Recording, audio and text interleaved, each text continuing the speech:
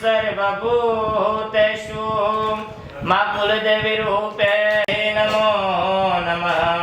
ओम भूर्भुवस्वात्मन कुलदेव्यै नमः। अनंत कोटि नमस्कार। नमस्कार सूर्य बृहस्पति वरुण देवश्वे देवदेवता गायत्री श्री बृहत्पंक्ति तिष्ठ जगति छंदांसि तत्सवितृत्य मंत्र सौदा देवता गायत्री छंदावाळा बने जो ओम नमो भगवते वासुदेवाय के वखत बोली देवानो हरि ओम गायत्री दृष्टुजागत्यानुष्टकं ज्ञाता।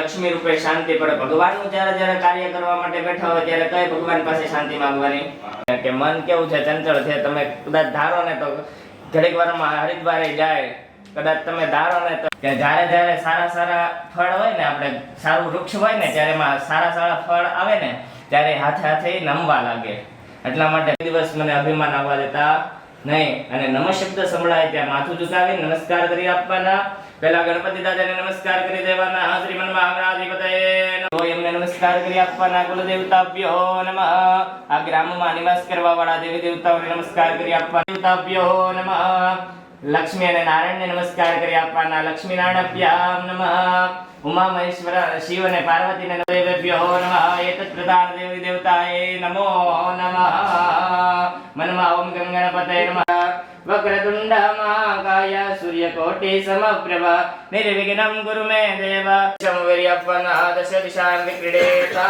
ડાબા પગને એડી ત્રણ વખત ભાઈઓએ પછાડવાની જમીન ઉપર ભાઈઓએ ત્રણ વખત બેનો તાળી પાડો चतुष्वाणे समरमयामि दीवाबाजु सुता तो बजे जाऊं पगे लगे जाऊं बिहार छोड़े नमस्कारां दे नमस् करोमि पानी पसियन्नां भगवस्वस विहाय नमः आदित्याय नमः भास्कराय नमो नमः दिवाकराय प्रार्थना पूर्वक गोरी नमस्कारां दे नमस् करोमि कई वक्त जमुनाथ ने गुरु में दे तन्मत्य से देव जानमग्रे वेदाहमेकं पूर्वं महन्तमादित्य वर्णन्तमजा वरदादादमेव विदपतिश्चरति गर्भे अन्तर्जायमानो बहुधा विजायते तस्य जोहनिं वरिपद्यन्ति धीरा तस्मिन् हतस्वरु च शर्करायुतां पञ्चामृतं मयानीतं स्थानार्थं प्रतिगृह्यताम् ओम भूर्भुवः रिद्धि सिद्धि सहितं श्रीमन् महागणाधिपतये नमः नमः स्वाहा ज्ञानाय ज्ञानाय स्वाहा समानाय स्वाहा ज्ञानदाय स्वाहा ज्ञानदाय स्वाहा समानाय स्वाहा पूर्वदय देवाना जमाने समर्पयामि परिस्थिति जमनाथ ने अंदर पूर्वयामि फिर स्थापन बाजू बजाई पगे लगे जाऊं केवल नमस्कारां दे नमस् करो मे फरी वक्त स्वस्ति लिया विनाशाख्य स्वस्ति लिया विनाशाख्य धर्म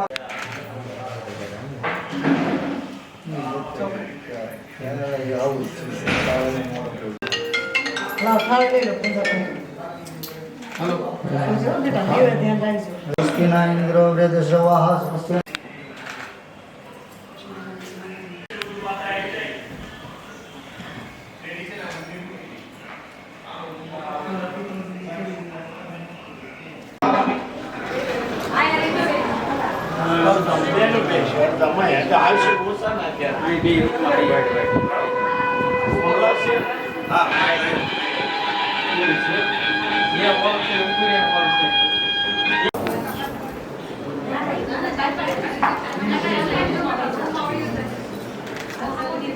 आर्थिक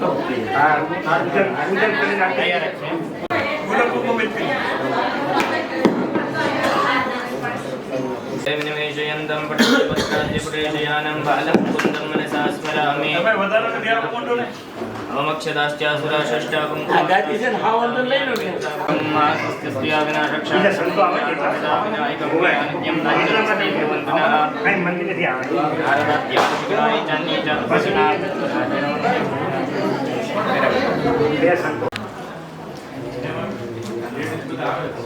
बोलिए श्री कृष्ण कन्हैया लाल की जय।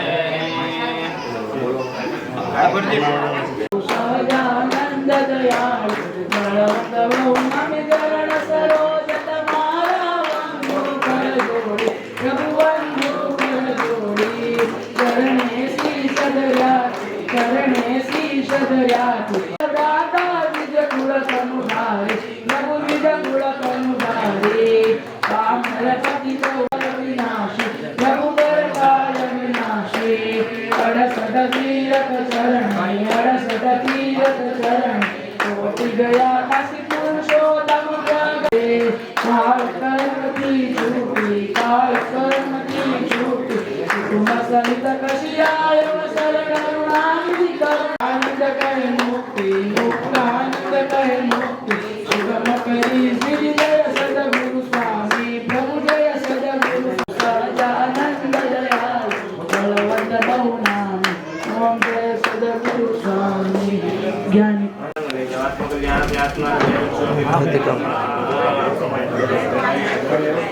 જઈ રહ્યા છીએ વરસાદી માહોલ છતાં ભગવાને કીધું છે કે તું કર્મ કરે જા, પરિસ્થિતિ વિપરીત હશે પણ તારા કર્મ તું કરીશ તો હું તારી સાથે જ છું. કામ કરતો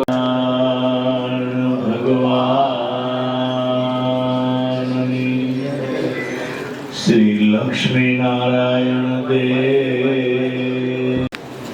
શ્રી રાધા રમણ દેવની,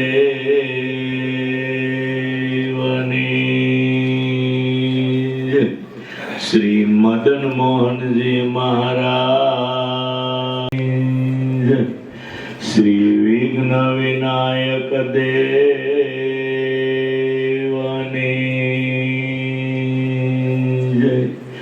શ્રી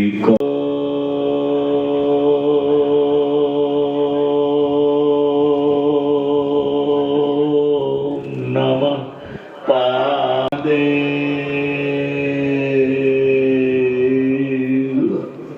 સાથે સાથે પૂજ્ય કૃપા સ્વરૂપ સ્વામી પણ ઉપસ્થિત છે, એમને પણ આવકારીએ છીએ, તાળીઓથી વધાવીએ છીએ. સતત જેમનું માર્ગદર્શન દર્શનભાઈ દ્વારા સુરતથી વધારેલ ભક્તિબાગ મંદિરના સ્વામીશ્રીનું પુષ્પગુચ્છ અને હાર દ્વારા સ્વાગત સન્માન કરવામાં આવે છે અને આશીર્વાદ મેળવવામાં આવે. તાળીઓથી વધાવીએ. સુરતથી વધારેલા નિર્લોક ખોપાળાના નિલેશ ચોકદાજીનું પણ સ્વાગત પહોંચાડીએ અને એમના રૂડા આશીર્વાદ મેળવીએ. અહોભાગ્ય આ ચૌહાણ પરિવારના કે તેઓના તાળીઓથી વધાવશું આ આશીર્વાદને. તમામ સંતો અહીં પધાર્યા, તેઓના પગલા થયા, આ અમારું ઘર અને અમારું આંગણું પવિત્ર થયું અને અમે ખૂબ ખૂબ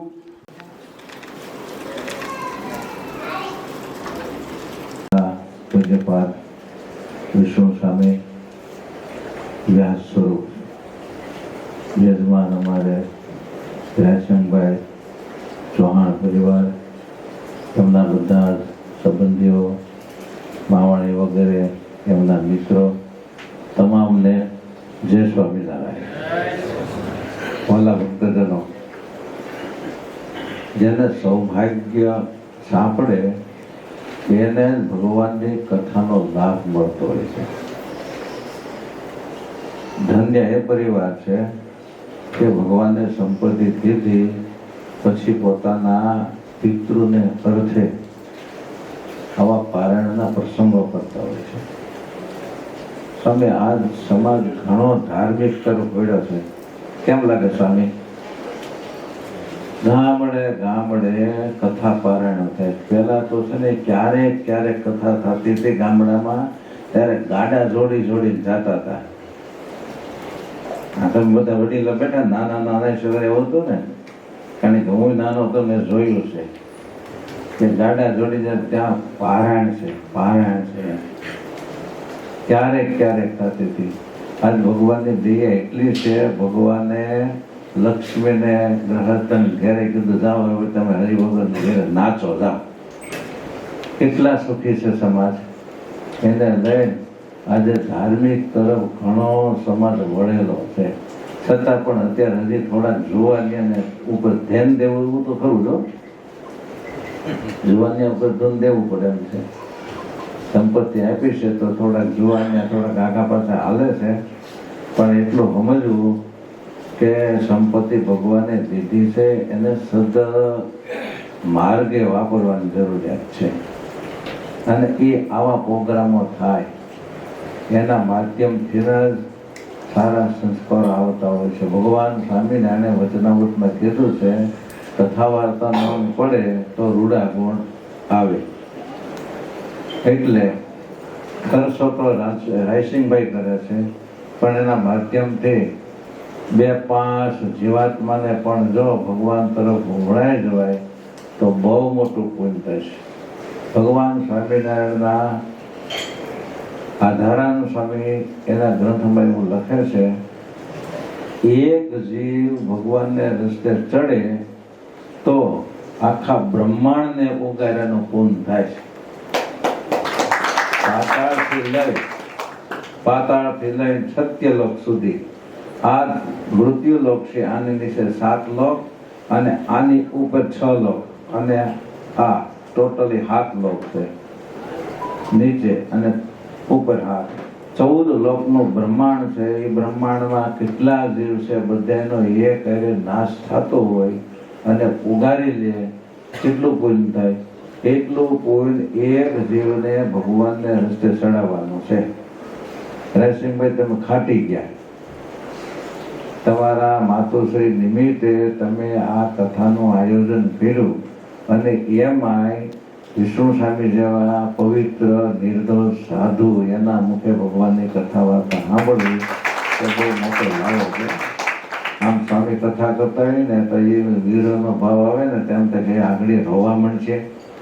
એટલા ભાવથી કથા કરે, એટલા ભાવથી. કારણ કે હું સાધુ થયો ને એ પહેલા મેં એની કથાઓ સાંભળેલી છે. તમે સુરતમાં સભા કરવા આવ્યા હતા, 20 શતાબ્દી મહોત્સવ, બરાબર? એ સભામાં હું આવતો હતો. હા, પેલા આંબેડી વાળા ને ત્યાં સભા કરી હતી. પછી સ્વામી કથા કરી હતી માતાવાડીમાં. સ્વામીએ ત્યાં છે ને દ્રષ્ટાંત દીધું હતું તમાકુનું. તમાકુનું ન ખવાય કે પછી એમાં દ્રષ્ટાંત દીધું. અમારે ગુજરાતમાં ચરોતરમાં તમાકુના ખેતર હોય એને વાડ ન હોય, કૂતરું હોઈ જાય, ગધેડી હોઈ જાય, હાંડીઓ હોય જાય, કાંઈ મોઢું જ ન નાખે. એ વાત કરી એક માળો ઉભો થાય ને ત્યાં સભામાં છોડવા માંડ્યો. પછી હરિભગત એમ લઈ લીધા આ બાજુ. ચાલો તો સ્વામી કેલા કાંઈ કરતા નહીં, હો કરતા નહીં, કે કાંઈ કરતા નહીં એવું કીધું તું. મને હજી કાનમાં યાદ છે. તે દિવસ આજે 42 વર્ષથી 40 વર્ષ તો મારે ત્યાં કથા સાધુ થયા. 40 વર્ષ તો મારે ત્યાં સાધુ થયા એના. એ 42 વર્ષ પહેલા મેં કથા સાંભળી હતી સ્વામીની. 42 મને 42 વર્ષથી તો સ્વામી કથા કરે જ છે. અને તે દિવસથી એક જ ધારી એવું નિર્મળ હૃદયથી કથા કરે છે. આવા ધર્મની વાળા સાધુ અને ભજન ભક્તિ વાળા સાધુ, નિષ્પૃહી સાધુ, એના મુખ થકી ભગવાનની કથા સાંભળવી ને એ બહુ મોટો લાવો છે. જયશંકભાઈ, હવે આ તમારું ઘર નો રહ્યું, આ તીર્થ બની ગયું. જ્યાં ભાગવતની કથા થાય, જ્યાં સત્સંગી જીવનની કથા થાય, જ્યાં રામાયણની કથા થાય, પછી એને ઘર કહેવાય. શું તીર્થ બની ગયું? એ તમે જેટલા ભાઈ બને કે સ્વામી આ થોડુંક વિઘનથી વર્ષ, મેં કીધું વિઘન થયું જ નથી. વિઘન એને કહેવાય કે કથા ચાલુ કર્યા પછી કથા બંધ કરવી પડે. આ તો થોડુંક સ્થળ ચેન્જ થયું છે. ત્યાં બહાર કરતા હતા, એ ઘરમાં કરવા મળ્યા. હા, પણ હું જોઉં છું ને આ મંડપ છે અહીંયા બહાર કરતા હતા ફળિયામાં, એ ઘરમાં કરવા મળ્યા. એની કથા એની જ સાંભળવાની છે. ઠાકોરજીને એમ થયો છે કે આ ફળિયામાં જ કથા થાય છે, મારે અંદર કરી. ઠાકોરજીની લીલા સિવાય કાંઈ જ ન થાય. એ કે આ ફળિયામાં થાય તો આ પવિત્ર એટલું નહીં થાય. અહીંયા વ્યાસપીઠ થાય અને અહીંયા બેન કથા સાંભળે તો આ તીર્થ સાચું થઈ જાય. આપણને ખ્યાલ ન હોય ને. ઠાકોરજી કામ કરતા હોય તો આમને થોડુંક કામ બગડ્યું, થોડું કામ થયું, પણ જયારે પરિણામ આવે ને ત્યારે ખબર પડે ભગવાને જે કર્યું ને એ બહુ સારા હાટું કર્યું છે. માટે આ તીર્થ કરવાનું છે કે આ હોલ ને મારે નિર્ગુણ બનાવી દેવો છે. જ્યારે મારો રાયસિંગ અહીંયા આવે ત્યારે એને એમ થાય અહીંયા વ્યાસપીઠ હતી અને અહીંયા મારા ગુરુએ બેગીન કથા કરી છે. આ સ્મૃતિ જિંદગી પર્યંત મોટા મોટા સાધુ જયારે મેળાવે ને ગોઠવાઈ ગયું. મેં કીધું સારું કે તમારે, મેં કીધું આવીશ. મને આનંદ છે તમારી પ્રત્યે, બહુ સારો ભાવવાળા છે. અને અમારી સાથે હેતલ છે. સ્વામી તમારા આશીર્વાદથી સુખી થયા છે. મને બધી વાત કરતા હતા એ કે મારી પાસે કાંઈ નહોતું, અને સ્વામી એક તો વાત નક્કી છે, સુખી ઠાકોરજી કરે છે, પરંતુ સંતોના આશીર્વાદના માધ્યમ તો સાધુ બને જ છે. સાધુ પ્રાર્થના કરે એટલે મહારાજ તરત સાંભળે છે. હરિશંભાઈ ખોટું હોય કહેજો. તમે હરિભગત ખરા, ઘણા છે સત્સંગમાં હરિભગત, છતાંય ભગવાનને પ્રાર્થના કરે તો નથી થતું. હું કામ સાધુ પાસે જાય? કારણ કે સાધુ પાસે ભજન હોય, સાધુ પાસે ધર્મ હોય, સાધુ પાસે તપ હોય, એટલે ભગવાનની નજીક સાધુ અને જરીક મહારાજને પ્રાર્થના કરે, મહારાજ જરીક આનું જોવો ને એટલે તરત મહારાજ એ છોકરા છે ને સ્વરૂપ બોલેલા મને યાદ છે. મને કે હું ઉમટમાં જઈ અને 11 માળા કરીશ અને ભગવાન તારું સારું કરશે. આ ગુરુના શબ્દ બરાબર છે. મને આમ થોડીક માહિતી ચાલુ કરજા, ભગવાન ધ્યાન રાખશે.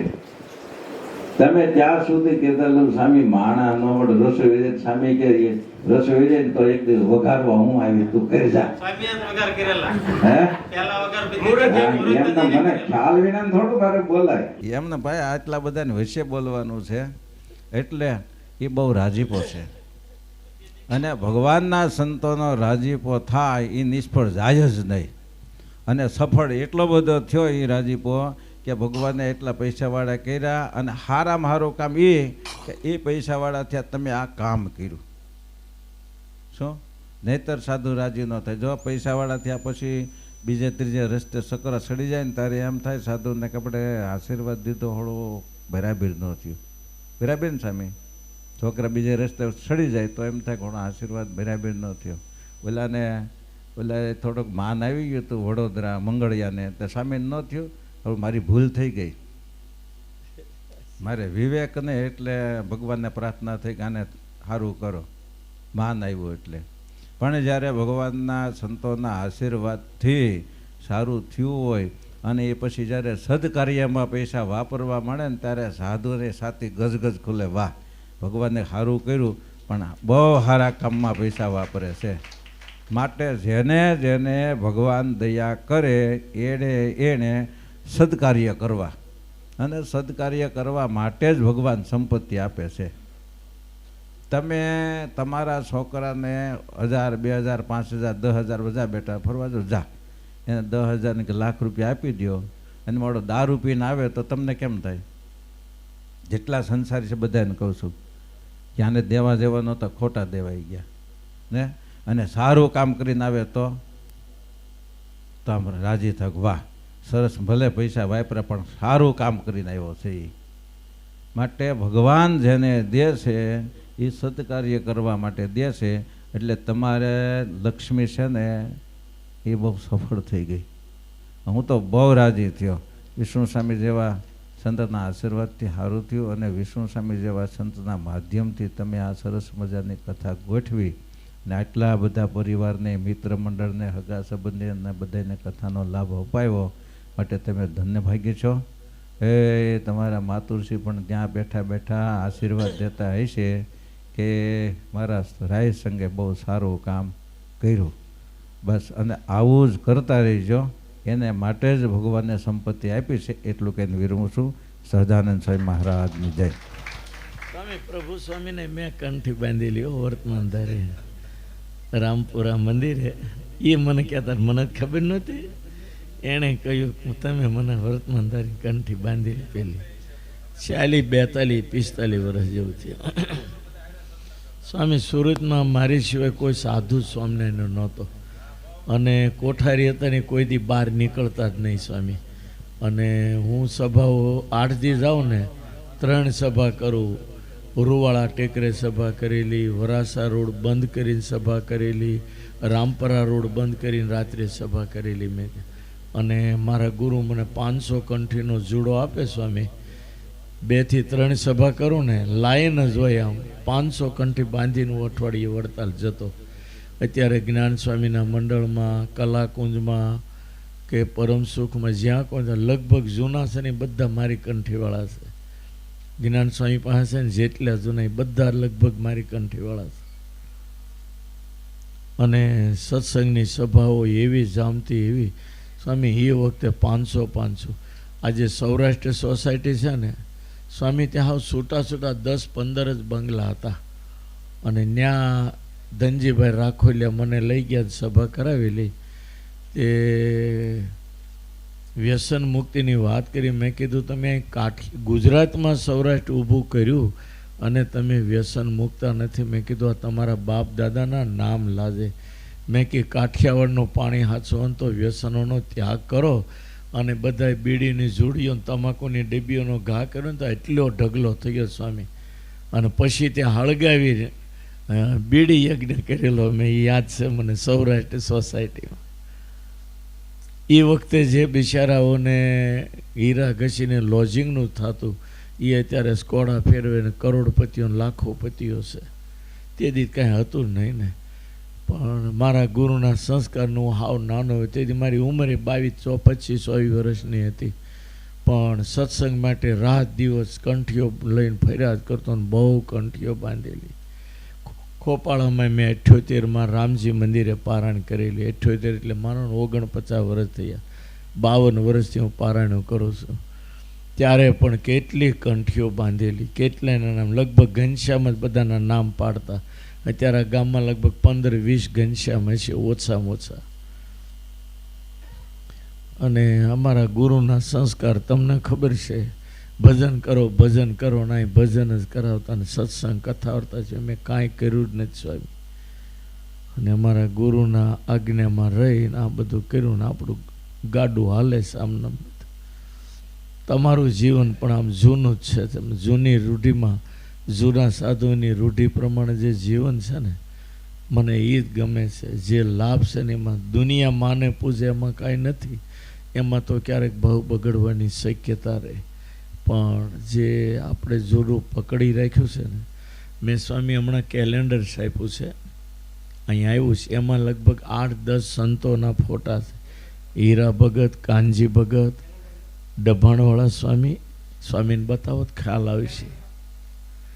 સ્વામી એ બધાય સંતો એના શિષ્યો કરતાં મારી ઉપર રાજી હતા. હું નાનો હતો તેથી 17-18 વર્ષનો, 14 વર્ષે સાધુ થયો હતો. પણ એ ઘરડા સંતો બધાય મારી ઉપર એટલા રાજી હતા ને, આજે યાદ આવે ને હું એકલો રડવા માંડું છું. કાજી ભગત, હીરા ભગતે પણ મારી ઉપર એટલા જ રાજી. કાનજી ભગત એવા, અથાણાવાળા સ્વામી, ડભાણવાળા સ્વામી, પીજવાળા હરિવલ્લભ સ્વામી હતા તમારા નામેરી. પછી એ કૃષ્ણ કેશવદાસ શાસ્ત્રી, એનો ફોટો રહી ગયો સામા. એ ડોંગરે મહારાજ હારે કાશીમાં ભણેલા. સ્વામી અજવાળું થાય એ પહેલાં એ 100 માળા ફેરવી નાખતા હતા. અજવાળું થાય એ પહેલાં 100 માળા ફેરવતા. અને એણે મને એક જૂની વાત કરેલી, કદાચ તમે નહીં સાંભળી હોય, કોઈ સંતોને ખબર નહીં હોય. એ કે મારા ગુરુ ઘરડા હતા ને ત્યારે હું સાધુ થયો. એણે વાત કરેલી. મેં એને કીધું, મેં કીધું સ્વામી એક આ સંપ્રદાયનો પરચો છે કે દુર્વાસાનો શ્રાપ થયો ને બધાય મુક્તો પૃથ્વી ઉપર આવ્યા અને અસુરો થકી દુઃખ ભોગવવું પડશે. કીધું બધાય સંતોને લાકડીઓના માર રાતી પડ્યું, પણ ગોપાળાન સ્વામીને ક્યાંય દુઃખ પડ્યું નથી. મેં કીધું ત્યારે કૃષ્ણ કેશવદાસ શાસ્ત્રીએ મને એવું કીધેલું. તે દી લગભગ 80 વર્ષના હતા. સ્વામી અને કોઈ શિષ્ય નહીં, શયન આરતી કરી અને હસતા હસતા વાતો કરતાં કરતાં મારી હારે ધર્મશાળામાં આવ્યા. અને નિત્યાનંદ સ્વામીના સિંહાસનની બાજુમાં એનું સિંહાસન, એ બેઠા ને એટલે સીધા ઢળી ગયા. એક જ અડધી મિનિટમાં ધામમાં આવી ગયા. મને એમ તત્વની સેવા કોણ કરશે. પણ અજવાળું થાય એ પહેલાં એ 100 માળા રોજ ફેરવતા. એણે મને કહેલું, મને કે ગોપાળાન સ્વામીને દુઃખ પડ્યું ને એવું કોઈને નથી પડ્યું. મેં કઈ રીતે? તાકે કસર હોય ને એવા સાધુ મહાનુભાન સ્વામી, નિત્યાનંદ સ્વામી વડીલો કસર હોય જે સાધુને, એને ગોપાળાન સ્વામીની સેવામાં મૂકતા. એવા 18-19 સંતો એની હારે હતા. અને એ લઈને સ્વામી ગામડા ફરતા જ્યારે ગઢડા આવતા હતા અને જોટિંગણા ગામને પાદર આવ્યા ત્યાં વૈરાગીનું ટોળું સામે મળ્યું. અને સ્વામી સીપિયાવાળા જમની સેના હોય ને એવા બધા ત્રિશુળો સીપિયાવાળા, અઘોરી અડબંગ બધાએ અને રસ્તાની બે બાજુ આલા કાંટાવાળા બાવળ હોય ને એને કાપી કાપી અને ઢગલા કરે, એને ઘાસી કહેતા. પહેલાં ખબર તમને, ગામડામાં લોકો એના ડાળખા કાપી કાપીને લીલા ભેગા કરે, હુકાઈ જાય પછી ચૂલે બાળવા ઉપયોગ કરે, એને ઘાસી કહેતા. એ હુકાઈ ગયેલા કાંટાના ડાળખા એના ઢગલા પડેલા. ઓલા બાવા કે આકડે મધ મળી ગયું, જો આ સ્વામિનારાયણના મુંડિયા મળ્યા. અને કાંટાના ઠળે લઈને સાધુઓને મારેલા. મને એ સ્વામી કહેતા હતા, મને કે ગોપાળાન સ્વામીને પણ કપડાં ફાડી નાખ્યા ને ઠરડા મારેલા, સ્વામીને લોહી લુહાણ કરેલા. અને કાંટા એટલા બધા શરીરમાં ઘૂસી ગયા, સાધુ રાડે રાડ નાખે ને ઓલા બાવાઓ મારે અને પછી રાડે રાડ નાખે ને ઓલા મશ્કરી કરતા હસતા હસતા વૈયા ગયા. અને બધાય સંતોને હુવડાઈ સ્વામીએ પછી કાંટા કાઢ્યા, શરીરમાં ભાંગી ગયા હોય. સ્વામીને કાંટા કાઢે, નાના સાધુઓ રડતા. સ્વામી કાંટા કાઢવા દેતા નહોતા, ગોપાળાન સ્વામી. અને ત્યાંથી જોટેંગડાથી ગઢડા આવે, મહારાજને દરબારગઢમાં મળ્યા અને બધા સાધુ બધ ભરી ભરીને બહુ રડ્યા. મહારાજની આંખમાં આંસુ આવી ગયા. મહારાજ કે તમે કાંઈક ફૂફાડો રાખતા હો સામે. ત્યારે સાધુ કે મહારાજ, અજ્ઞાનીઓ અજ્ઞાન ન ભૂલે તો અમે અમારી સાધુતા કેમ ભૂલીએ. ત્યારે મહારાજ બધ ભરીને રડ્યા અને મહારાજે એવું કહ્યું, સંતો તમારી સાધુતાનો ભોગે આવા દુષ્ટોનો પણ આ જગતમાં ઉદ્ધાર થશે, તમારી દયાના ભોગે. અને પછી સ્વામીને ત્યાં હુવડાવ્યા અને ઘી મને રૂ મગાવી, ઘીના પોતા લગાડ્યા શરીરે. અને ધીરે ધીરે સ્વામીના શરીરમાંથી કાંટા કાઢ્યા અને કાંઈક 6 કે 8 તોલા કાંટા એ સ્વામીના શરીરમાંથી કાઢ્યા. અને સ્વામી મસીજી મહારાજે જોખાવ્યા ત્યાં અને 6 કે 8 તોલા કાંટા કાઢ્યા સ્વામીના શરીરમાંથી. આવા દુઃખ સ્વામીને પડેલા. આવી વાત મને કે ક્યાંય લખેલી તમને જોવા નહીં મળે. કે મારા ગુરુ 100 વર્ષના હતા, હું નાનો હતો ને સાધુ થયો ત્યારે મેં એ સ્વામીને જોયા ત્યારે એની 80 વર્ષની ઉંમર હતી. ત્યારે કે મારા ગુરુએ આ મને વાત કરેલી, આ તમને લખેલી ક્યાંય જોવા નહીં મળે. એટલે આપણા સંતોએ જે આ દુઃખ સહન કર્યા ને સ્વામી, એનું ફળ આપણે ભોગવીએ છીએ. આજે સ્વામિનારાયણનો સાધુ છેલ્લા નંબરનો કોઈ પણ ગામમાં જાય ને તો વલાવણાના ઘીનું સીધું મળશે. ગાંડો ઘેલો હશે ને તોય લોકો એને હથળીમાં તો હાચવશે. કારણ કે આ કપડું છે ને, આ સ્વામિનારાયણનું કપડું ભગવું છે. આ પોણા ભગવાન, સાધુ એટલે પોણા ભગવાન. ભગવાનમાં 4 અક્ષર આવે ને ભગવા પહેરે એમાં 3 અક્ષર આવે, ભગવા. એક ન નથી.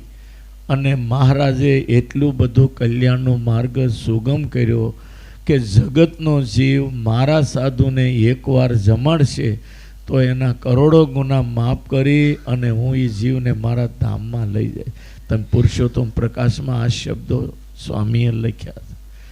એટલે આ સ્વામિનારાયણ સંપ્રદાય જો એકવાર સ્વીકારી લીધો એટલે ભાજી મૂળાના ભાવે કલ્યાણ. બાકી જગતમાં યુગો સુધી હિમાલય હાથ ગાળીને મરી જાય ને તો કલ્યાણ ન થાય.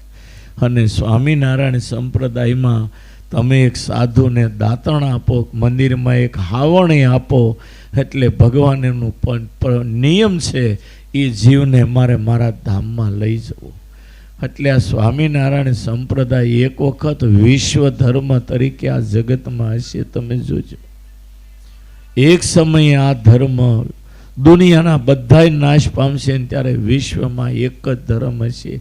500 સંતો બોલ્યા અને મહારાજે એને વચન આપ્યું, રહેશે તમારા મુખનું પાણી, સર્વે ભેખ થશે ધૂળ ધાણી. સંતોએ કહેલું, મહારાજ પાંદડે પાંદડે નામ લેવડાવશું. ત્યાં સુરતનો હરિભગત આવ્યો, અત્તરની શીશી લઈ. એ પોતો કરી સંતોને છાતીએ કપડે અડાડ્યું મહારાજે. અને પછી મહારાજે આશીર્વાદ આપ્યો કે રહેશે તમારા મુખનું પાણી, સર્વે ભેખ થશે ધૂળ ધાણી. એ તો અત્યારે અમારે હરખું છે, ગાડીઓમાં ફરીએ ને બધી વાતે લીલા લે. બાકી અમારા વડવાએ જે દુઃખ ભોગવ્યા છે ને, તમે સાંભળો ને તો ઊભા ઊભા રડવા માંડો. એવી રીતે સંતોને દુઃખ દીધા. અને એ સહન કર્યું છે ને એને કારણે આ સંપ્રદાય આજે વિશ્વના ખૂણે ખૂણે છે. આ સ્વામિનારાયણ સંપ્રદાય સામાન્ય નથી, વિશ્વના ખૂણે ખૂણે છે. અને ભવિષ્ય ઉજળું છે એનું કારણ પણ આ છે કે અમારા વડવાઓએ બહુ સહન કર્યું. તમારા બાપ દાદાઓએ આ સહન કર્યું ને તો આજે સુરતમાં તમે લાખો કરોડો પતિ છો. મેં સાંભળ્યું અરજણ બાપાએ વર્ષો પહેલાં કાંઈ નહોતું ત્યારે પારણ કરાવેલી. અનિતિનો એક પૈસો કોઈનો ઘરમાં આવવા દીધો નથી. અને એ પુણ્ય રાયસિંહભાઈ આજે લાખો રૂપિયા સુરતમાં કમાય, આ બાપ દાદાના પુણ્ય છે. તમે નીતિ રાખશો ને ધર્મ રાખીને જીવશો, તમારી પેઢી સુખી થવાની. એટલે મેં કથામાં વારંવાર કહ્યું કે તમે હુકો રોટલો છાશ ખાજો પણ અનિતિનો પૈસો ઘરમાં નહીં આવવા દો, તમારી પેઢીઓ જાહોજલાલી ભોગવશે. મેં વાત ઘણી કરી હતી, ડોંગરે મહારાજનો દાખલો દીધો તો હંસ અને કાગડાનો. મેં ઘણી વાતો કરી. મારે કથા કરીને દક્ષિણા લઈને વયું જવું એ મારો હેતુ નથી. મને એવો વિચાર ભગવાને આવવા દીધા. માટે આ જિંદગી છે ને પાણીના પરપોટા જેવી, કાલે મરી જવાનું. સારું જીવજો, ઓલો ઉપરવાળો રાહ જોઈને બેઠો જવાબ માગશે. માટે હારા કર્મ એવા કરો કે એને આપણે જવાબ આપી શકીએ. સ્વામી તમે આવ્યા, બહુ આનંદ થયો. અમારે નિર્લે સ્વામી બિચારા કળિયુગ વગેરેના સાધુ છે, એને જોઉંને મને બહુ આનંદ થાય. સ્વામિનારાયણના સાધુથી આ દુનિયામાં વિશેષ કાંઈ નથી. આવા સાધુમાં એ થઈ જાય ને એટલે તમારે જિંદગીમાં કાંઈ કરવાનું રહેતું નથી. સાધન બધા ટૂંકા થઈ જાય. આદો રામ તપોવનાદિગમન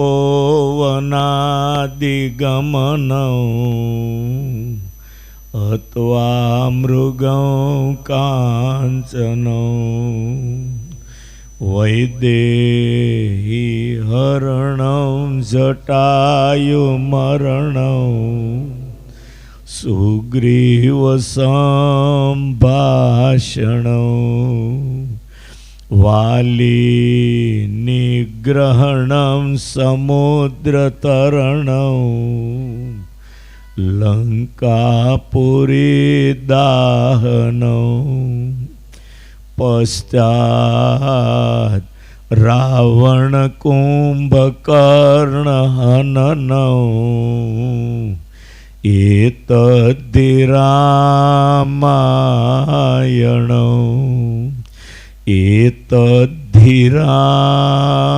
રામાયણ. ઈષ્ટદેવ ભગવાન સ્વામિનારાયણની અસીમ કૃપાથી ગોપીનાથજી મહારાજના દેશની અંદર ખોપાળા ગામને આંગણે રાયસંગભાઈ અરજણભાઈ ચૌહાણના યજમાન પદે આપણે સૌ ભાગવત કથાને સાંભળવા એકઠા થયા. આજે કથાનો ચોથો દિવસ, 9મા સ્કંદની કથા એટલે રામચરિત્ર એમાં આવે છે. વહાલા ભક્તો, આ જગતમાં રામાવતાર ન થયો હોત તો આ જગતને મર્યાદા કોણ શીખવાડત? શ્રી કૃષ્ણ લીલા પુરુષોત્તમ એમ રામાવતાર છે ને મર્યાદા પુરુષોત્તમ. એમાંથી આપણા જીવનમાં ઘણું શીખવા મળે છે. સ્વામિનારાયણ ભગવાને ગઢપુરમાં 1 વર્ષ સુધી રામકથા ચલાવેલી. સત્સંગી જીવનના ચોથા 9મા સ્કંદમાં સૂર્ય અને ચંદ્ર વંશના રાજાઓના ઇતિહાસો. સૂર્ય વંશમાં રામનું પ્રાગટ્ય અને ચંદ્ર વંશની અંદર ભગવાન શ્રી કૃષ્ણનું પ્રાગટ્ય. અને 10મા સ્કંદ એ ભક્તિનો સાગર છે. પોતાના આશ્રિતોને ભક્તિના રંગે રંગવા માટે મહારાજે દશમ સ્કંદને પોતાના ભક્તિ શાસ્ત્ર તરીકે સ્વીકારી અને આશ્રિતોને ભક્તિ શીખવાડી છે. જ્યાં સુધી ભગવાનમાં ભક્તિ ભાવ ન જાગે ત્યાં સુધી જિંદગી નકામી છે. ભગવાનની ભક્તિ જેણે જેણે કરી એ ઇતિહાસને પાને ચમકી ગયા છે. નરસિંહ મહેતાની ભક્તિ તમે જુઓ. હિન્દુ ધર્મમાં નરસિંહ મહેતાના ભગવાને કામ કર્યા એવા કોઈના કર્યા નહીં. નરસિંહ મહેતાના ઘરમાં હાંડલા કુસ્તી કરતા કાંઈ નહોતું, પણ ભક્તિ કરી ભગવાને કેવા એના કામ કર્યા તમે જો. એ શ્યામળ શાહનો વિવાહ થયો એવો ભગવાને શોભાડ્યો. જૂનાગઢનો રા નવગણ મોઢામાં આંગળા નાખી ગયો. કુંવરબાઈનું મામેરું, નરસિંહ મહેતાના બાપનું શ્રાદ્ધ. ઘરમાં કાંઈ નહોતું પણ ભગવાને કેવી આબરૂ સાચવી. સ્વામિનારાયણ ભગવાન એ ભક્તના વેચાણ હતા. ભક્ત જેવા એને વાલા છે એવું કાંઈ વાલું નહોતું. મુક્તાનંદ સ્વામી મહારાજની વિચારધારા જાણી અને મુક્તાનંદ સ્વામી બોલ્યા છે, એને નહીં કોઈ માત ને તાત, નહીં પાર જા પુત્ર ને ભ્રાત. ભગવાન દીકરામાં માનતા નથી, ભાઈમાં માનતા નથી, બાપની અંદર માનતા નથી અને માની અંદર માનતા નથી. પુરુષોત્તમ નારાયણ એ પોતાના ભક્ત માં જ માને છે. અને ભક્તને અર્થે જે સ્વામિનારાયણ ભગવાને કર્યું એ કોઈને માટે કર્યું નથી. છપૈયામાં મા બાપે જન્મ આપ્યો, એને ભગવાનના જન્મ પહેલા કેટલા દુઃખ પડ્યા તમે સાંભળો તો ઉભા ઉભા રડવા માંડો. આન અને દાંતને વેર થયું. ખાવાનું ધાન અસુરોએ ઘરમાં નહોતું રહેવા દીધું. ધર્મ ને ભક્તિ કેટલા દુઃખી. ઘરમાં કાંઈ ન રહેવા દીધું. છેલ્લે ભક્તિ દેવી પતિવ્રતા ધર્મ પાળવા, પતિને રાજી રાખવા, ભાજી વીણી આવે રસ્તાના બે બાજુ જે લીલે પાંદડા હોય ને એ લાવી બાઠી ધર્મ દેવને ખવડાવતા. છેલ્લે અસુરોએ ભાજી મળતી ખોદી નાખી અને બપોરે ધર્મદેવ આવે ને પીરસવાનું કાંઈ નહોતું. બારણા બંધ કરીને ભક્તિ દેવીએ જે ધર્મદેવની આગળ પોક મૂકીને જે રહ્યા છે, શું તમને એ કથા કહું. છેવટ અયોધ્યાએ હનુમાનજીની આરાધના કરી. દુઃખ નિવૃત્તિ માટે હનુમાનજીની આરાધના કરી. હનુમાનજીએ દુઃખ મુક્ત ન કર્યા. હનુમાનજીએ કીધું તમે વૃંદાવનમાં જાઓ, વૃંદાવન વિહારી તમને દુઃખ મુક્ત કરે. અને વૃંદાવન જવા માટે જ્યારે નીકળે છે તેથી શરીર ઉપર કપડાનું ઠેકાણું. રસ્તાના ને ઉકાળામાંથી ટુકડા વીણી ભેળા કરી એ હોયથી હાંધી ઈ કપડા પહેરી ધર્મ ને ભક્તિ વૃંદાવનમાં ગયા. જીર્ણ ને જાડા ટુકડા વીણી હાંધી બનાવેલા કપડા પહેર્યા. કેટલી કસોટી. આ હાલતે વૃંદાવનમાં ધર્મ ને ભક્તિ ગઈ.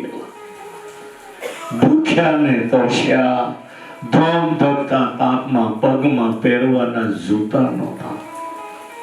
કેવા દુઃખ વેઠ્યા. આટલા એને હરણ ઉપર ચડાવ્યા અને ગુજરાતમાં જ્યારે આવ્યા ને જયપુરમાં ગાદી સ્વીકારી, મેં આજે પત્ર જે ક્લિપ મોકલી છે એમાં આ પ્રસંગ બધો વિગતવાર લખ્યો.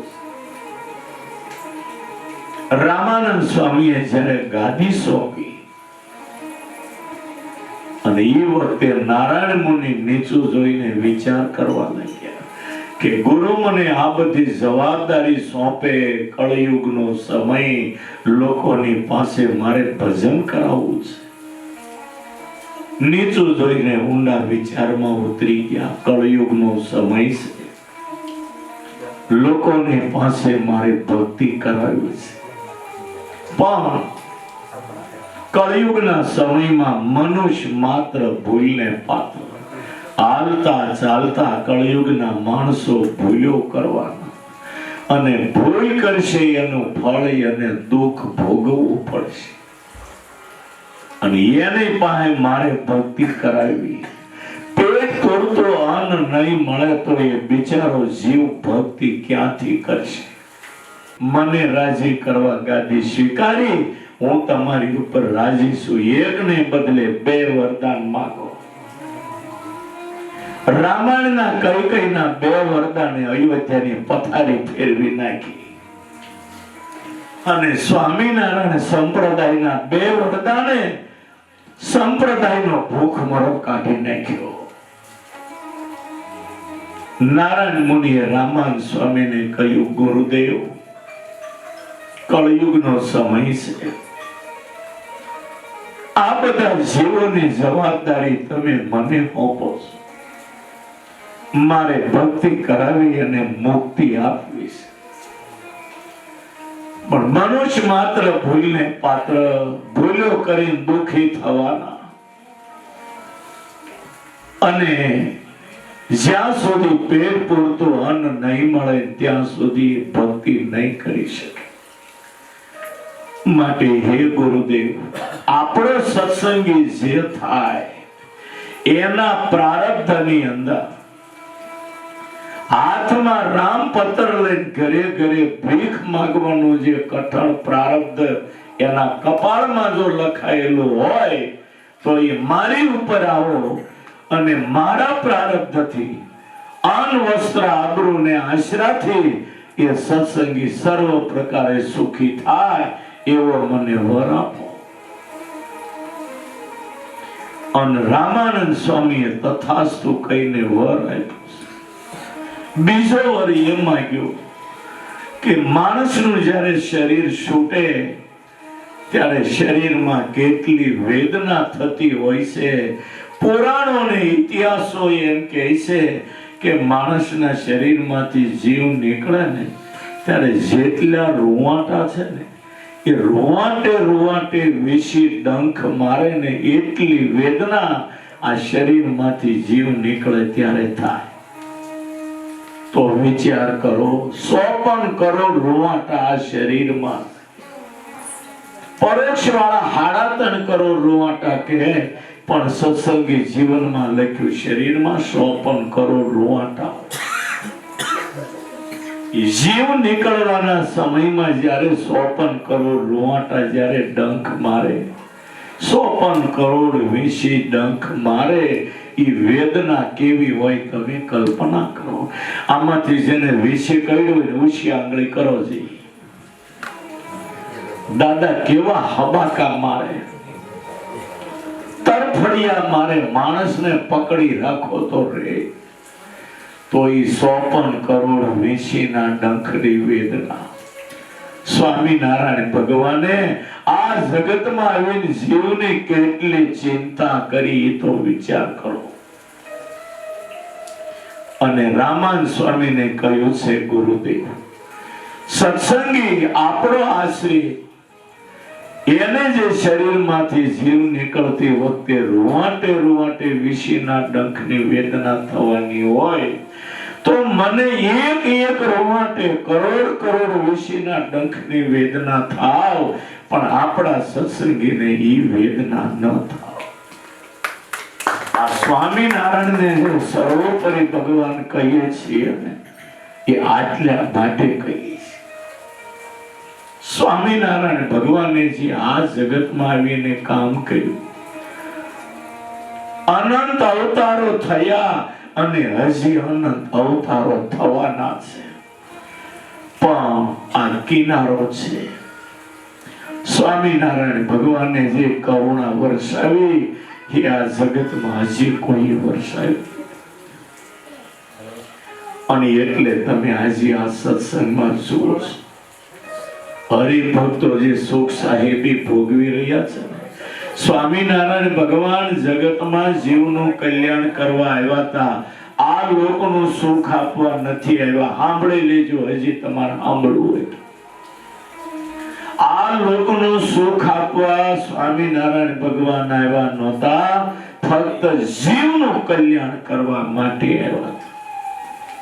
અને છતાંય આજે હરિભક્તો લાખો કરોડપતિ દેખાય, એ ક્યાંથી આવ્યા રૂપિયા?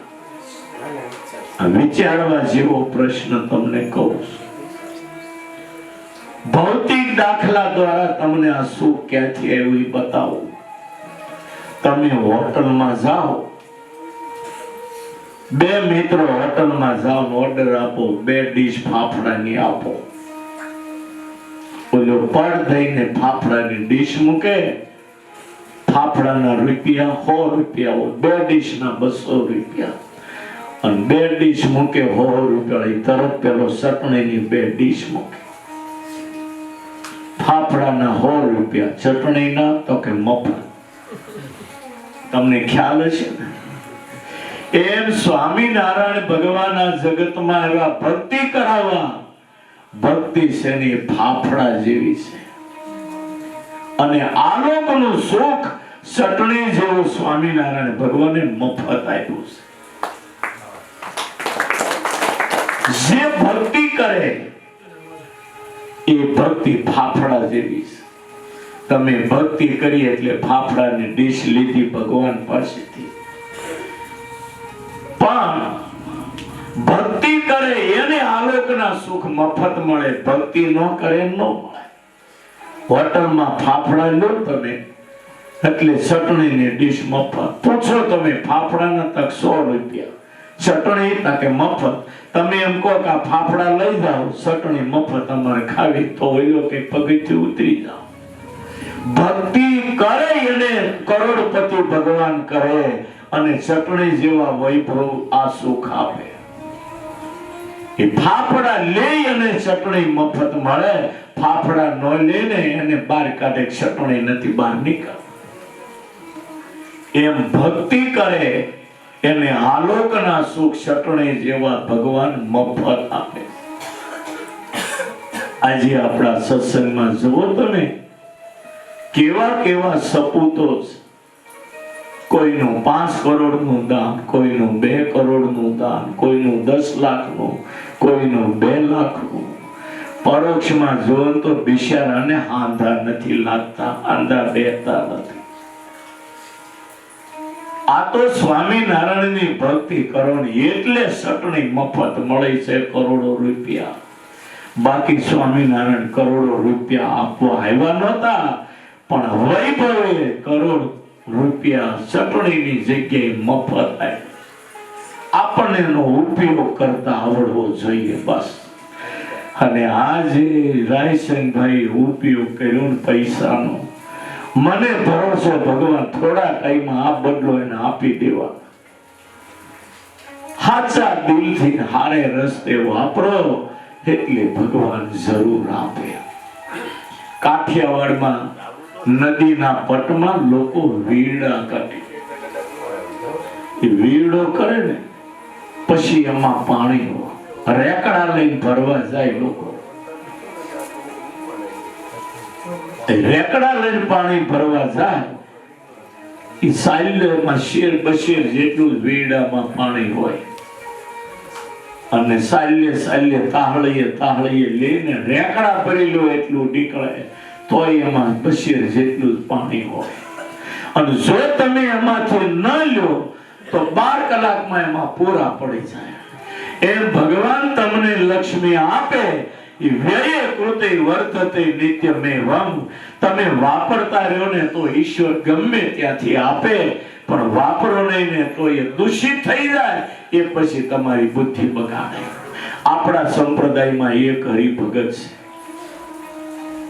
એના બાપનું વિદેશની અંદર વીમો પાક્યો 180 કરોડનો, આજથી 35 વર્ષ પહેલા. સ્વામી આપણા સત્સંગીની વાત કરું, 180 કરોડનો વીમો પાક્યો અને એનો બાપ કહી ગયેલો કે આ ધર્મમાં વાપરવાના. આજે 2 ભાઈ જીવે છે, 180 કરોડનો વીમો પાક્યો. જ્વેલર્સના ધંધામાં અબજો કમાઈ, અલગ પાસા. નામથી કદાચ તમે બધા ઓળખો, મારે નામ નહીં દેવું, પણ ઈ પૈસો એનું વ્યાજ ન વાપરી શક્યા, જેને કારણે 2 ભાઈને સંબંધો બગડ્યા. આજે હામો જોવે તો આંખ ફોડી નાખે, એટલા વેર છે આ પૈસા. આ કામ કે ધર્માદાનો પૈસો તમે વાપરો તો ઘરમાં વધે, બાકી ન વાપરો તો ઝેર થાય, તમારી બુદ્ધિ બગાડી નાખે. આ ખરેખર જિંદગીમાં વિચારવા જેવું છે. અને સ્વામિનારાયણ ભગવાને તમને સુખી કરવા માટે ભીખ માંગી તમારી પાસે. આજે મોદી તમારી પાસે આવીને 500 રૂપિયા માંગે, એની આબરૂ કેટલી ડાઉન થાય તે વિચાર કરો. તો કરોડો બ્રહ્માંડોના ધણી 24 કલાક લક્ષ્મી જેના પગ પકડીને બેઠી છે, ઈ તમને એમ કે આવકમાંથી 10મો 20મો ભાગ મને આપશો. અને એને માટે ભગવાને નથી માંગ્યું, આ શિક્ષાપત્રીમાં લખ્યું, તમને સુખી કરવા માટે માંગ્યા. કે જો તમે ધર્માદો કાઢો, 20મો ભાગ નીકળી જાય ને એટલે 19 ભાગ તમારા વ્હાઈટ બની જાય.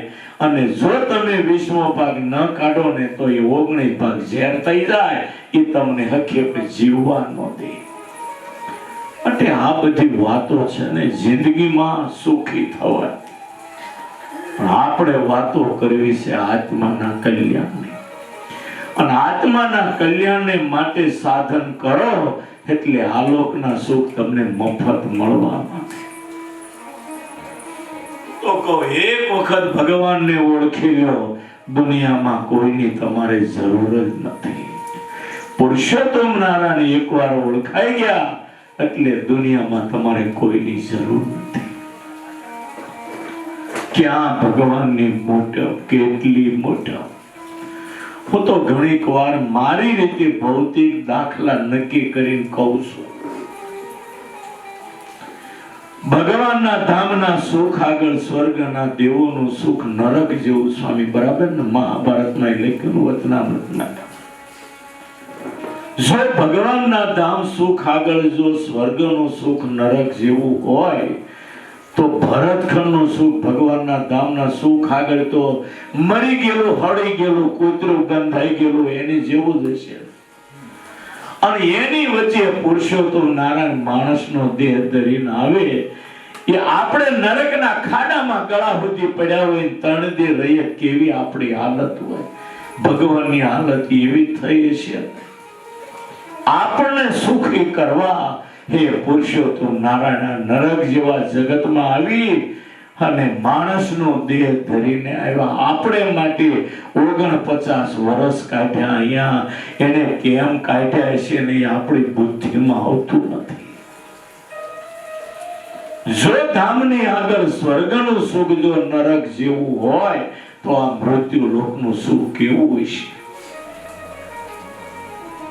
હું તમને દાખલો દઉં. આ ગામમાં 1000 કૂતરા મરી ગયા, એને 1 કિલોમીટર દૂર નાખ્યા, એવા ઢગલો કર્યો. 1000-2000 મરેલા કૂતરા. એ 3-4 દી ગયા પછી કેટલું ગંધાય, કિલોમીટર સુધી વિચાર કરો.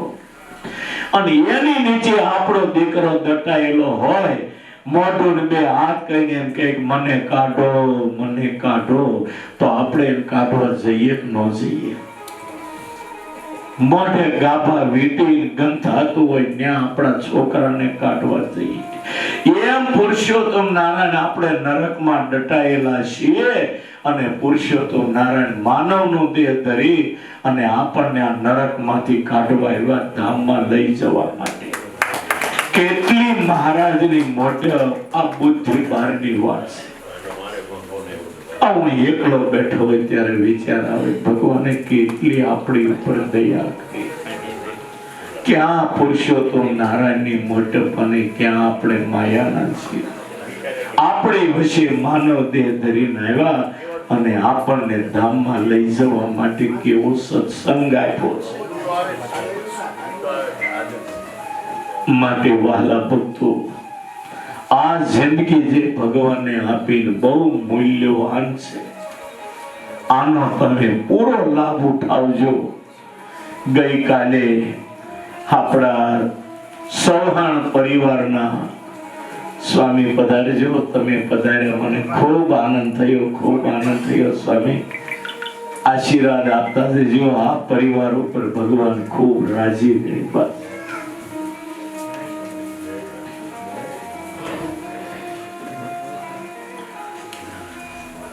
સત્સંગને ભગવાને બહુ મોટી મહત્તા આપી છે.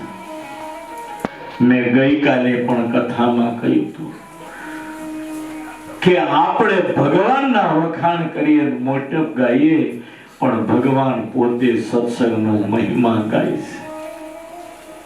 સત્સંગથી માનવતા આવે, સત્સંગથી ભગવાન ઓળખાય અને સત્સંગથી ભક્તિ કરીએ, સત્સંગથી ભગવાનનું ધામ મળે. આપણને કેટલી મોટી વાત છે. પાલા ભક્તો, હવે આપણે આ 9મા સ્કંદમાં હવે રામચરિત્રની કથા જોઈએ.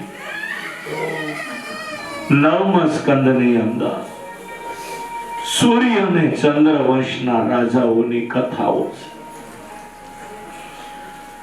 કલ્પને અંતે આ જગતમાં ભગવાન એક જ હતા. કોઈને આ જગત વિશ્વ આખું, કલ્પને અંતે ભગવાન એકલા જ હતા. આખું જગત જળથી ડૂબેલું હતું. એમાં જળની અંદર એક ધોળું ઈંડું તૈયાર થયું. એમાંથી વિરાટનો જન્મ થયો છે. વિરાટની નાભીમાંથી કમળ ઉપર આવ્યું છે. કમળમાં બ્રહ્માનો જન્મ થયો અને બ્રહ્મા થકી મરીચીનો જન્મ થયો. મરીચી થકી કશ્યપનો જન્મ થયો અને કશ્યપ થકી વિવસ્વાન સૂર્યનો જન્મ થયો. અને વિવસ્વાન સૂર્યના વંશમાં શ્રાદ્ધદેવ નામના મનુ થયા. એ શ્રાદ્ધદેવ મનુ એ મન્વંતર તરીકે પંકાયા છે. એ શ્રાદ્ધદેવ મનુને 10 પુત્રો થયા છે. ઇક્ષ્વાકુ, નૃગ, શરિયાતી, દિષ્ટ, દ્રષ્ટ, નરીશન, પૃચ્છગ્ન, નભગ, કેવી અને શરિયાતી. આવા 9 પુત્રો થયા છે શ્રાદ્ધદેવ મનુને. એમાં 3જા નંબરનો પુત્ર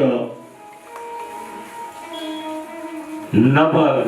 નભગના વંશની અંદર જો કે આ 9 પુત્રો છે ને, એ 9નો વંશ જોવા જઈએ તો યુગો વયો જાય, એટલી લાંબી કથાઓ છે. પણ આ જે શ્રાદ્ધદેવ મનુના 9 પુત્રો, એમાં 3જો પુત્ર રેવત નામનો હતો. અને એ રેવત રાજાને રેવતી નામની કન્યા હતી. જો ઝીણું ઝીણું જોવા જઈએ ને તો આમાં વર્ષો નીકળી જાય એવી કથા છે. શ્રાદ્ધદેવ મનુના 9 પુત્રોમાં 3જા નંબરનો પુત્ર રેવત, અને રેવતને ત્યાં રેવતી નામની દીકરી હતી. રેવત રાજાને થયું કે મારે આ દીકરી કોને આપવી?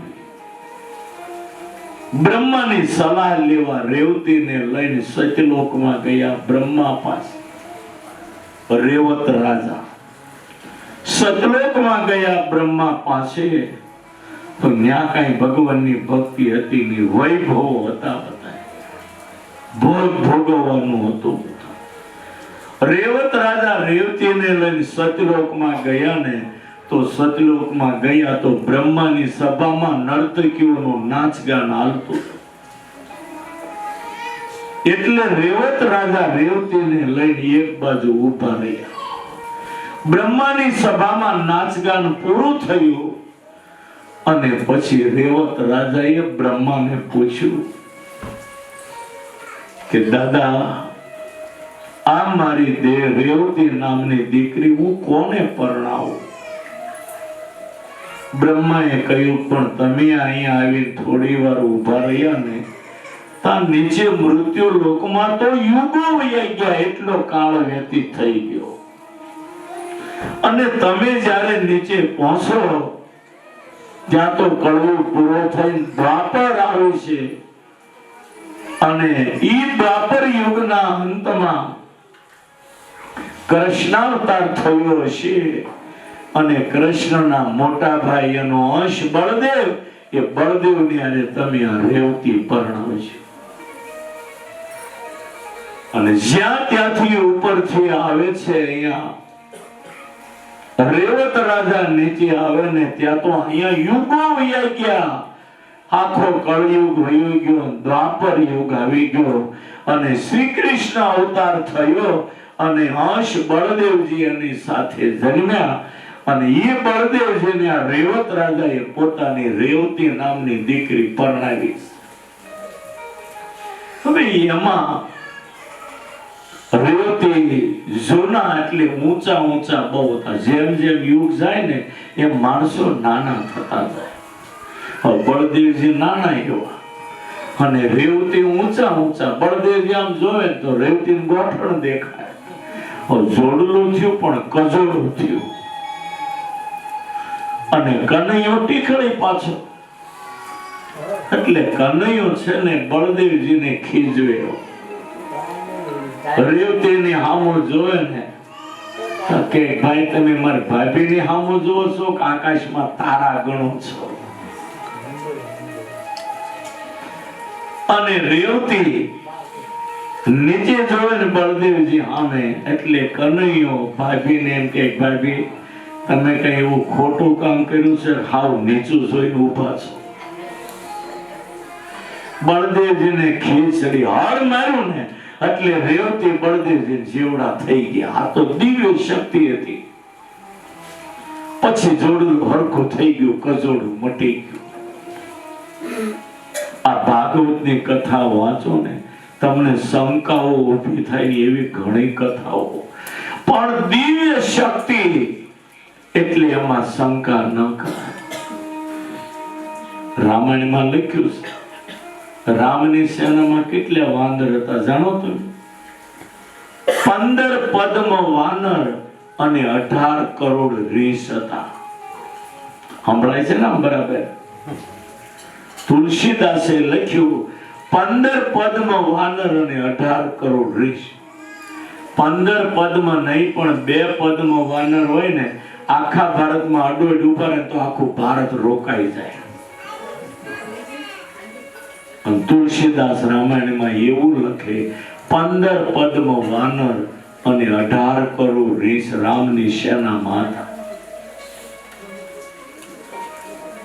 પણ એમાં લેખકોને, કવિઓને, ગઢવીઓને અલંકારો ચડાવવાનો પાવર આપેલો હોય શાસ્ત્રકારો. હવે 15 પદ્મ વાનર કઈ રીતે, 18 કરોડ રીંછ, પણ એક રીંછની અંદર 10-10 લાખ રીંછની રામે તાકાત મૂકી હતી. એક વાંદરમાં 10 લાખ વાનરની તાકાત મૂકી હોય એવી રીતે ગણતરી હોય.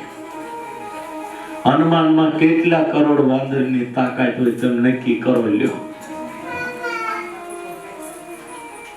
એમ અનેક વાંદરોમાં એક વાંદરમાં કરોડો વાંદરોની તાકાત રામે મૂકી હતી. એટલે કરોડ વાંદરની ગણતરી કરાય, પણ હોય એક જ વાંદરમાં એટલી શક્તિ. પણ કવિઓને અલંકારો ચડાવવાનો હક હોય છે. આવી ઘણી કથાઓ આવતી હોય છે. દેવકીનું લગ્ન થયું,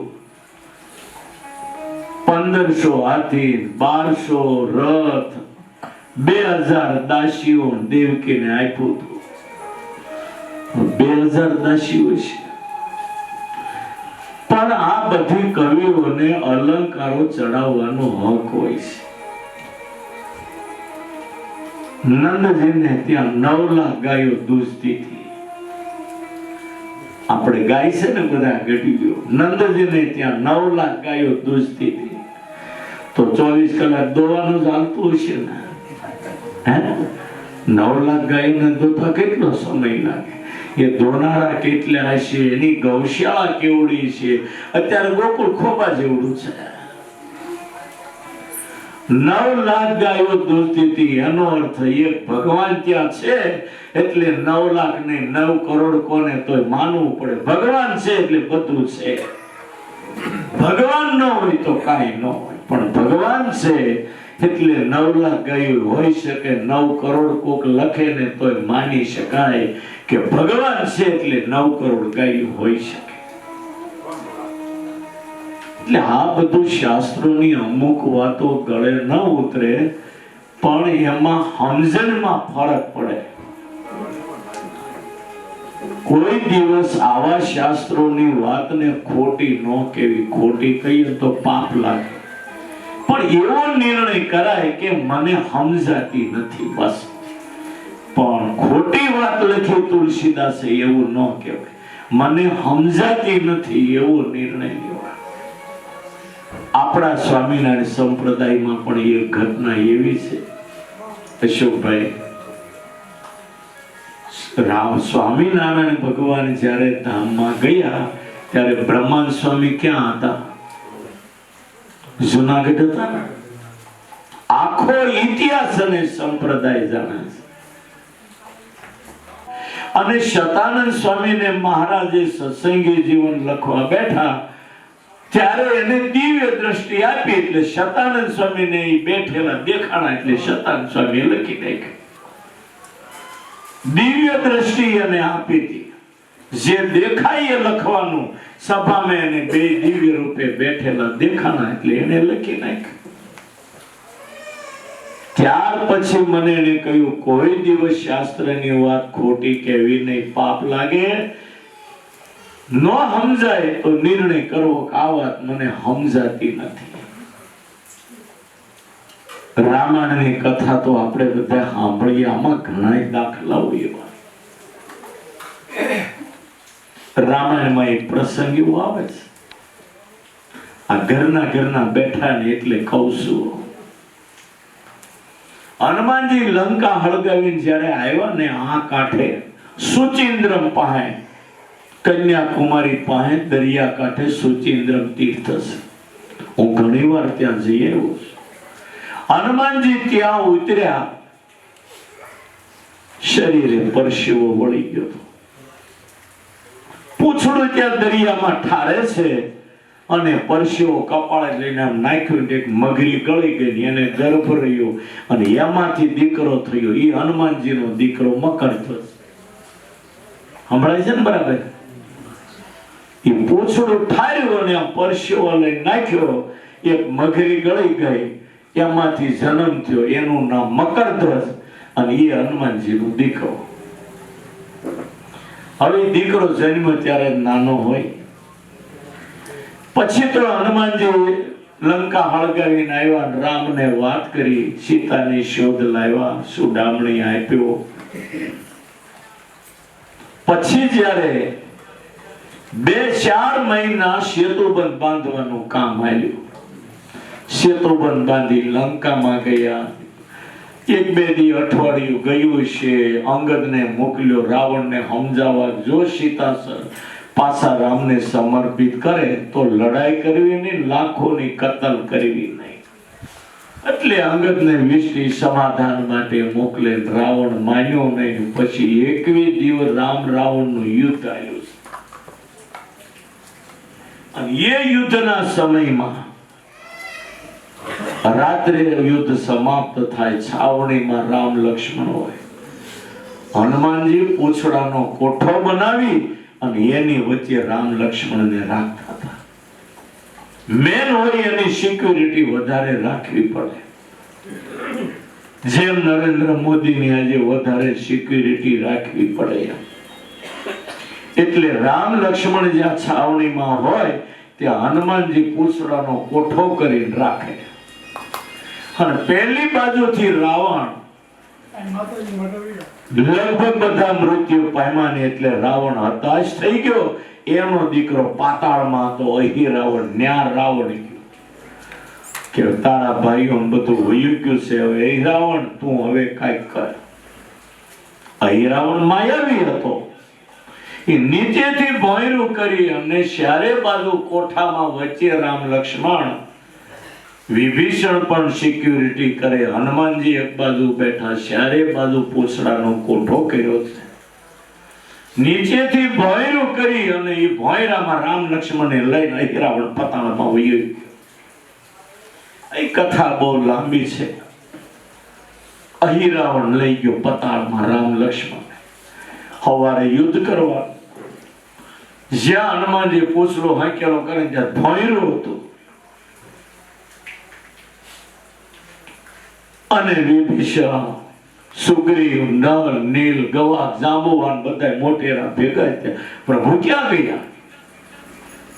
હનુમાનજીને કહ્યું તમે એની સિક્યુરિટી કરતા હતા, ચારે બાજુ કોઠો કર્યો છે પૂંછડાનો, આ શું થયું? કે કઈ ખબર નહીં. હનુમાનજી ટેન્શનમાં આવી ગયા. પ્રભુ ગયા ક્યાં? અને ભોંયરું તો હારું થઈ પાતાળ સુધી ગયું. અહિરાવણ પાતાળમાં રહેતો ત્યાં. અને હનુમાનજીએ પછી બધાએ કહ્યું કે હનુમાન તમારા સિવાય આ કામ શક્ય નથી, ગમે તે રીતે લાવો. અને અહિરાવણ માતાની આગળ બે રામ લક્ષ્મણનો બલિ ચડાવી દેવાનો હતો. અને પછી હનુમાનજી પ્રતિજ્ઞા લઈને ગયા હું લઈને આવું, નહીતર પછી હું આવીશ જ નહીં પાછો. નહીં જો રામ લક્ષ્મણ મળે.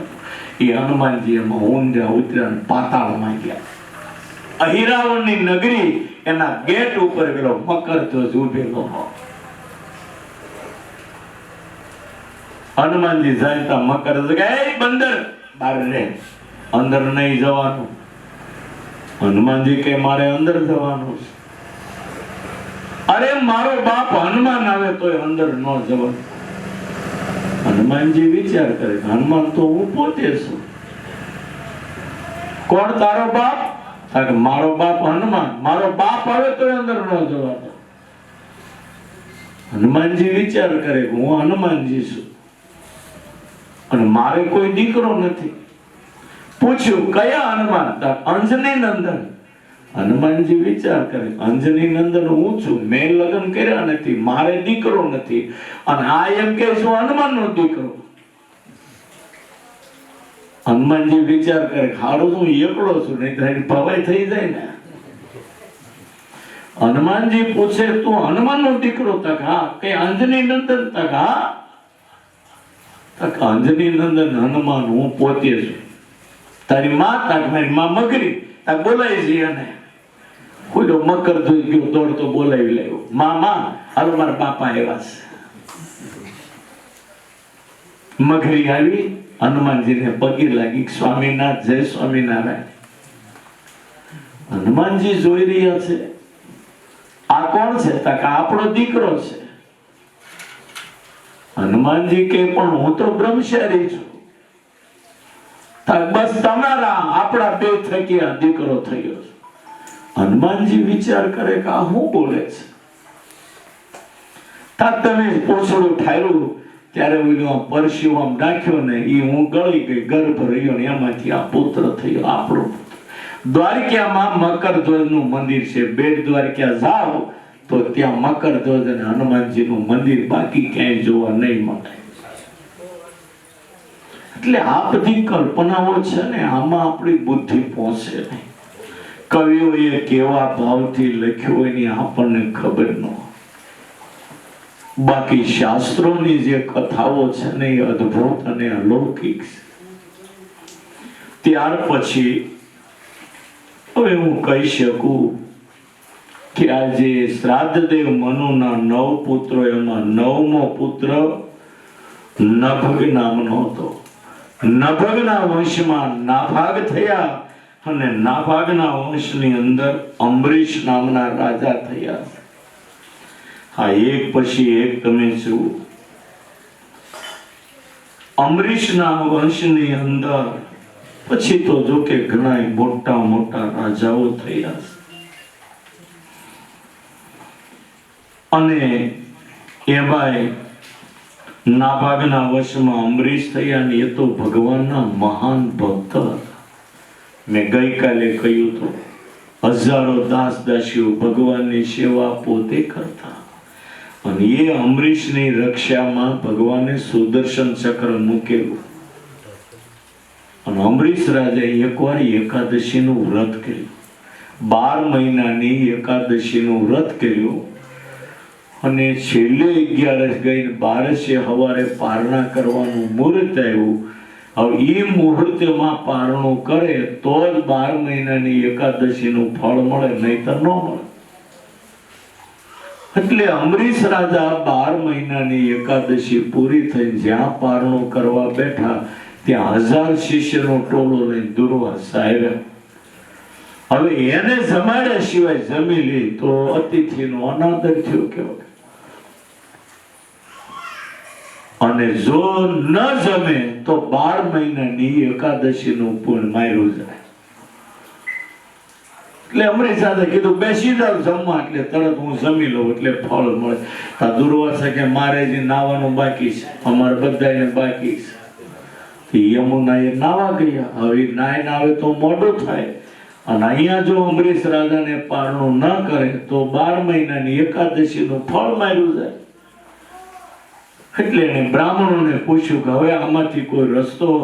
એટલે બ્રાહ્મણોએ અંબરીશ રાજાને કહ્યું કે તમે તુલસી પત્ર અને પાણી તમે લઈ લો એટલે પારણું કર્યું પણ કહેવાય ને ન કર્યું પણ કહેવાય.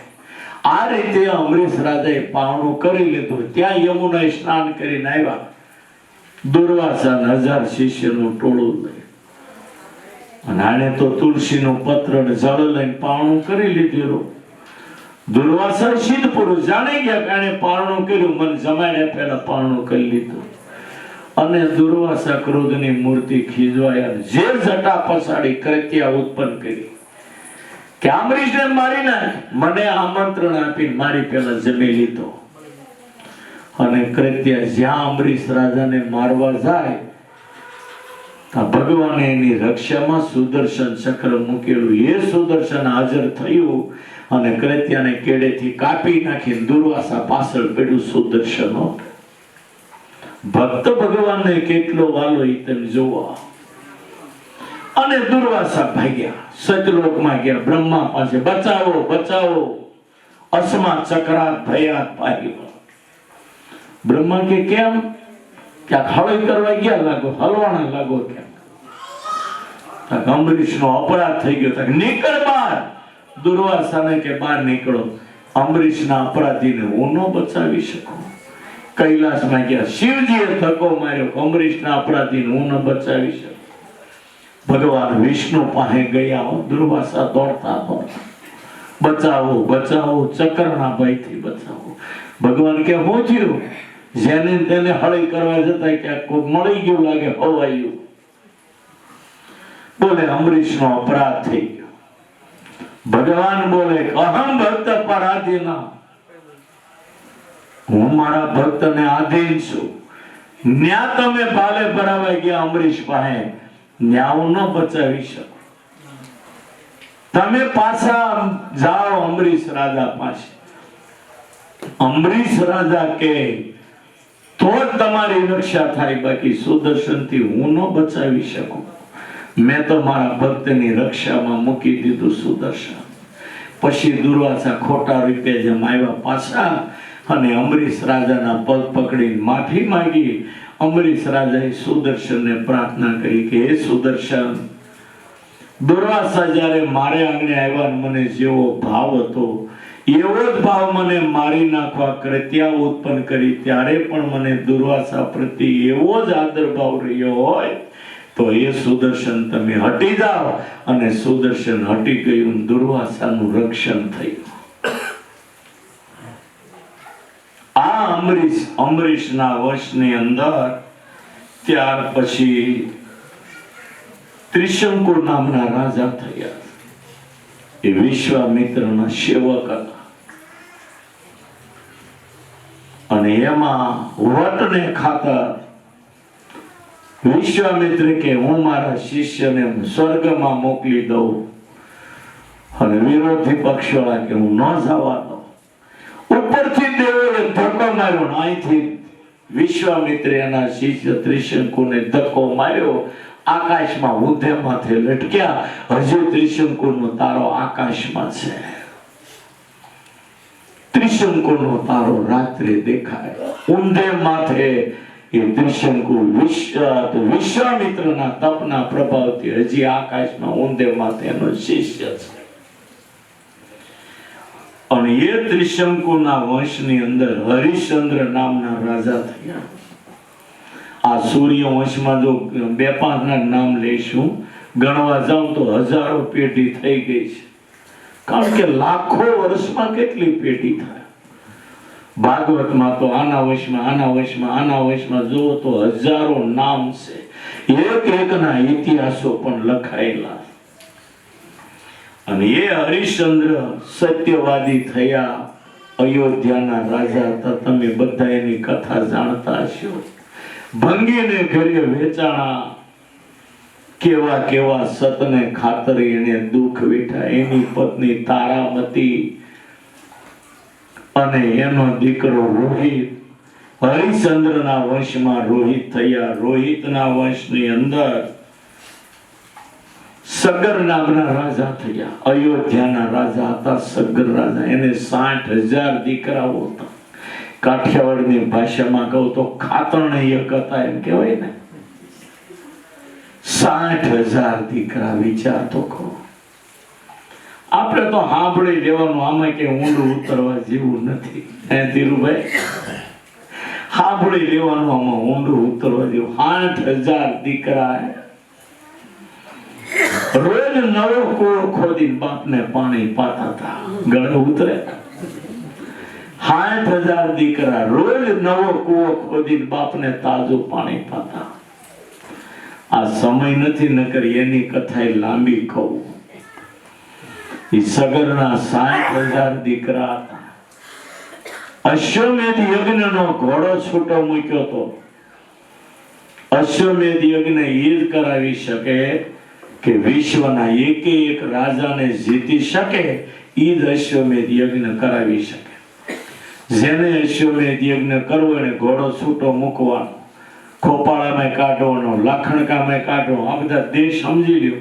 અને લખણકા વાળા વિરોધ ન કરે ને ગામ વચ્ચે ઘોડો કાઢવાનો, ખોપાળામાં ગામ વચ્ચે ઘોડો કાઢવો. ગામના વિરોધ કરે ને જીતી લેવાના, એમાંથી ઘોડો કાઢવાનો. ત્યાંથી નિંગાળામાં ઘોડો કાઢવાનો, ફામ કાઢવાનો. દુનિયાના એક દેશમાં ઘોડો કાઢવાનો. જે રાજા વિરોધ કરે કે અમારા દેશમાં નહીં, તો એની હારે લડાઈ કરી જીતીને દેશમાં ઘોડો કાઢવાનો.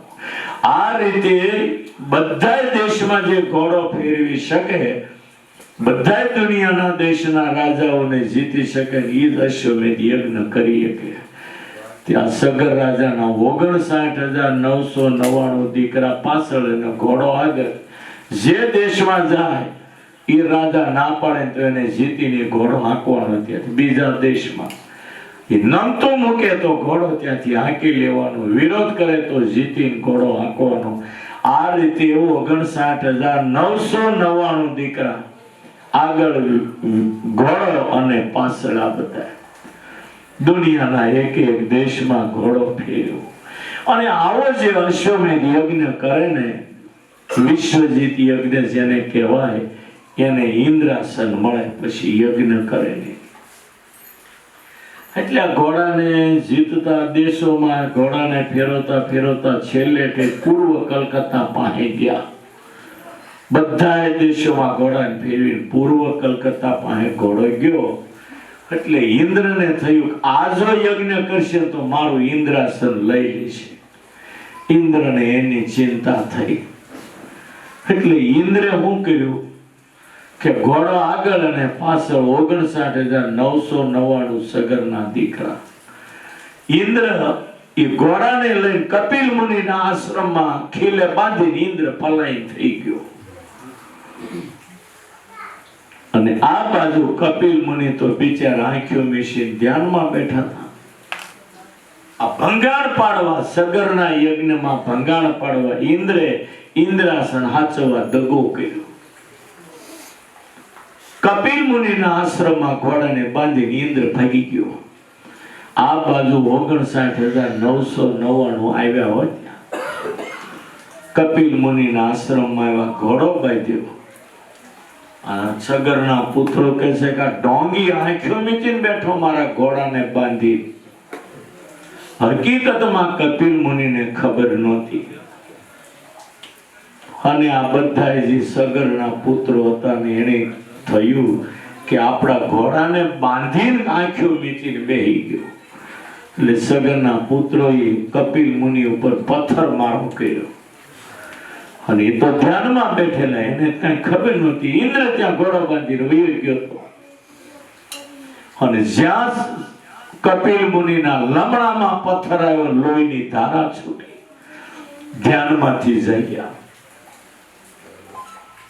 જોયું તો 59,999 કારણ વગર પથ્થર મારો કર્યો. કપિલે શ્રાપ આપ્યો જાઓ તમે બળીને ભસ્મ થઈ જાઓ. 59,999 બળીને ભસ્મ થઈ ગયા ઢગલો ત્યાં. પછી સગર રાજાનો એક દીકરો જીવતો હતો ને એને ખબર પડી આવી અને કપિલ મુનિની માફી માંગી. બધી ખબર પડી કે આમાં તો કઈ કપિલનો વાંક નહોતો. માફી માંગી. હવે મારા ભાઈઓનો ઉદ્ધાર કેમ થાય? કપિલ મુનિ કે સ્વર્ગમાંથી ગંગા જો આ ભરતખંડમાં આવે અને ગંગાજળનો સ્પર્શ થાય ને તો તમારા ભાઈનો ઉદ્ધાર થાય. એટલે સગર રાજાનો એક દીકરો જીવતો હતો. એ ગંગાને પૃથ્વી ઉપર લાવવા માટે હિમાલયમાં ગંગોત્રી જઈને તપ શરૂ કર્યું. અસમંજસ નામનો દીકરો એને તપશ્ચર્યા શરૂ કરી. તપ કરતા કરતા કરતા શરીર ખોખું થઈને ઉડી ગયું, જીવ નીકળી ગયો. એનો દીકરો અંશુમાન આવીને એ જગ્યાએ બેહી ગયો પાછો તપ કરવા. 7-8 પેઢીઓ ખપી ગઈ તો ગંગા પ્રગટ ન થઈ. છેલ્લી વાર ભગીરથ ઈ ગંગોત્રી તપ કરે. તપ કરતા કરતા એની દાઢી ધોળાઈ થઈ ગઈ અને ગંગાને પોકારે. બ્રહ્માએ ગંગાને બોલાવીને કહ્યું બેટા તારે પૃથ્વી ઉપર જવાનું. સૂર્ય વંશના રાજાઓ તારે માટે તપ કરીને ખપી ગયા. છેલ્લે ભગીરથ તને પોકારી રહ્યા. ગંગા કે હું પૃથ્વી ઉપર ન જાઉં. હું પૃથ્વી ઉપર જાઉં તો બધા ભેળા થઈને મારામાં પાપ નાખી જાય માટે મારે નથી જવું. બ્રહ્મા કે હું તને વરદાન આપું કે પાપ તારો આમ સ્પર્શ કરશે બળીને ભસ્મ થઈ જશે. જેમ ફટાકડાને અગ્નિ અડે જેમ ફટાકડો ફૂટી જાય એમ તારો સ્પર્શ થતા ગમે એવા બ્રહ્મત્યા જેવા પાપ બળીને ભસ્મ થઈ જશે. પણ તારે પૃથ્વી ઉપર જવું પડે. પછી આ જીજી બહુ કરી. બ્રહ્મા કે ના બેટા સૂર્યવંશી ભગીરથ પોકાર કરે છે, જવું પડશે. તારી બેન નાની પાર્વતી એને શિવજી શરણમાં રાખશે અને તને માથા ઉપર રાખશે. તારો મોભો જાળવી લેશે પણ તારે જવું પડશે. અને એટલે શિવજીએ જટા ઉપર ગંગાને રાખીને એની બેનને પાર્વતીને શરણમાં રાખી. ત્યારથી હાળીનો મહિમા જગતમાં વધી ગયો. અને પછી ગંગાએ બ્રહ્માને કહ્યું, દાદા હું નીચે જાઉં ને એટલે પૃથ્વી ફાટી જાય ને પતાળમાં ઉતરી જાય, મારો પછડાટ પૃથ્વી સહન નહીં કરી શકે. વળી ભગીરથને કહ્યું, તારે જો ગંગાને નીચે લાવી હોય ને તો તારે કોઈ મજબૂત શક્તિ ગંગાને વહન કરે ને તૈયાર કર. કપિલ મુનિને કહ્યું. કપિલ મુનિ કે એવા સમર્થ તો એક ભોળાનાથ છે. વળી ભગીરથે ભોળાનાથની તપસ્યા કરી, પ્રગટ થયા. બોલો ભગીરથ કેમ? તો કે ગંગા પૃથ્વી ઉપર આવે ને તમારે માથામાં ઝીલવાના છે. તો કઈ વાંધો નહીં. પછી ગંગાને પ્રાર્થના કરી ભગીરથ પોકારે અને કડાકા ભડાકા સાથે સતલોકમાંથી અને એ સ્વર્ગમાંથી ગંગા પૃથ્વી ઉપર આવે અને કૈલાસમાં શિવજી બરાબર જટા તૈયાર રાખીને ઉભા છે. પણ ગંગાને એમ થયું કે ના, હું શિવને પણ પતાળમાં નાખી દઉં, મારી ધારાને કોઈ વહન કરી શકે નહીં. પણ ગંગાજીને ખબર નહીં કે આ ભરતખંડમાં શેરને માથે હવા શેર મળી રહી એવા છે.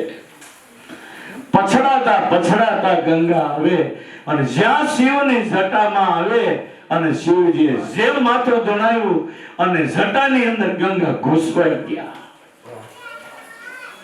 ભગીરથ હાજીજી કરે, ઓ પ્રભુ, મારી કેટલી પેઢીનો દાખલો છે, તમે ગંગાને મુક્ત કરો. ગંગાધરે ગંગાનું અભિમાન ઉતારી નાખ્યું.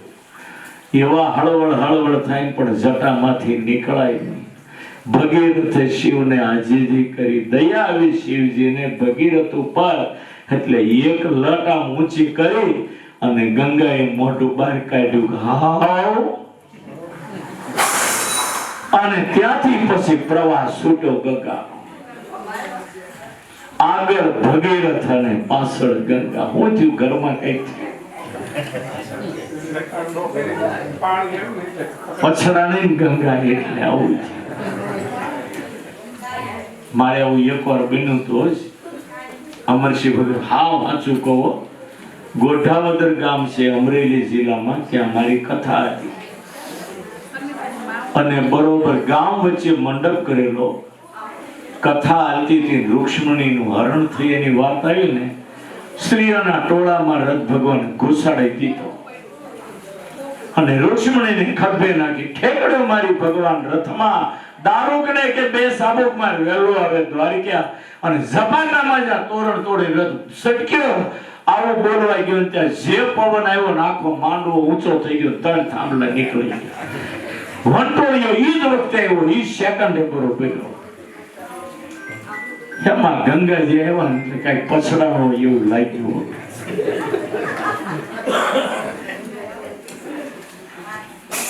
હે ગંગાજી પછી આગળ ભગીરથ અને પાછળ ગંગા.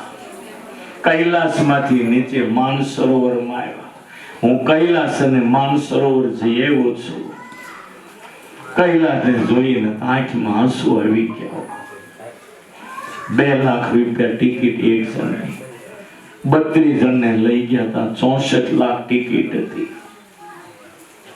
જિંદગીમાં એક વખત કૈલાસની યાત્રા કરવા જેવી. અને એ કૈલાસમાંથી ગંગા આવી છે નીચે તળાટીમાં માનસરોવરમાં. માનસરોવરમાંથી આવી ગૌમુખમાં અને ગૌમુખમાંથી આવી ગંગોત્રી. ગંગોત્રી સુધી હું જઈ આવ્યો છું. 4 ધામની અંદર ગંગોત્રી આવે અને એ ગંગોત્રી થી આગળ ભગીરથ ને પાછળ ગંગા. ચાલતા ચાલતા દેવપ્રયાગ આવે. દેવપ્રયાગ થી ઋષિકેશ હરિદ્વારમાં આવે.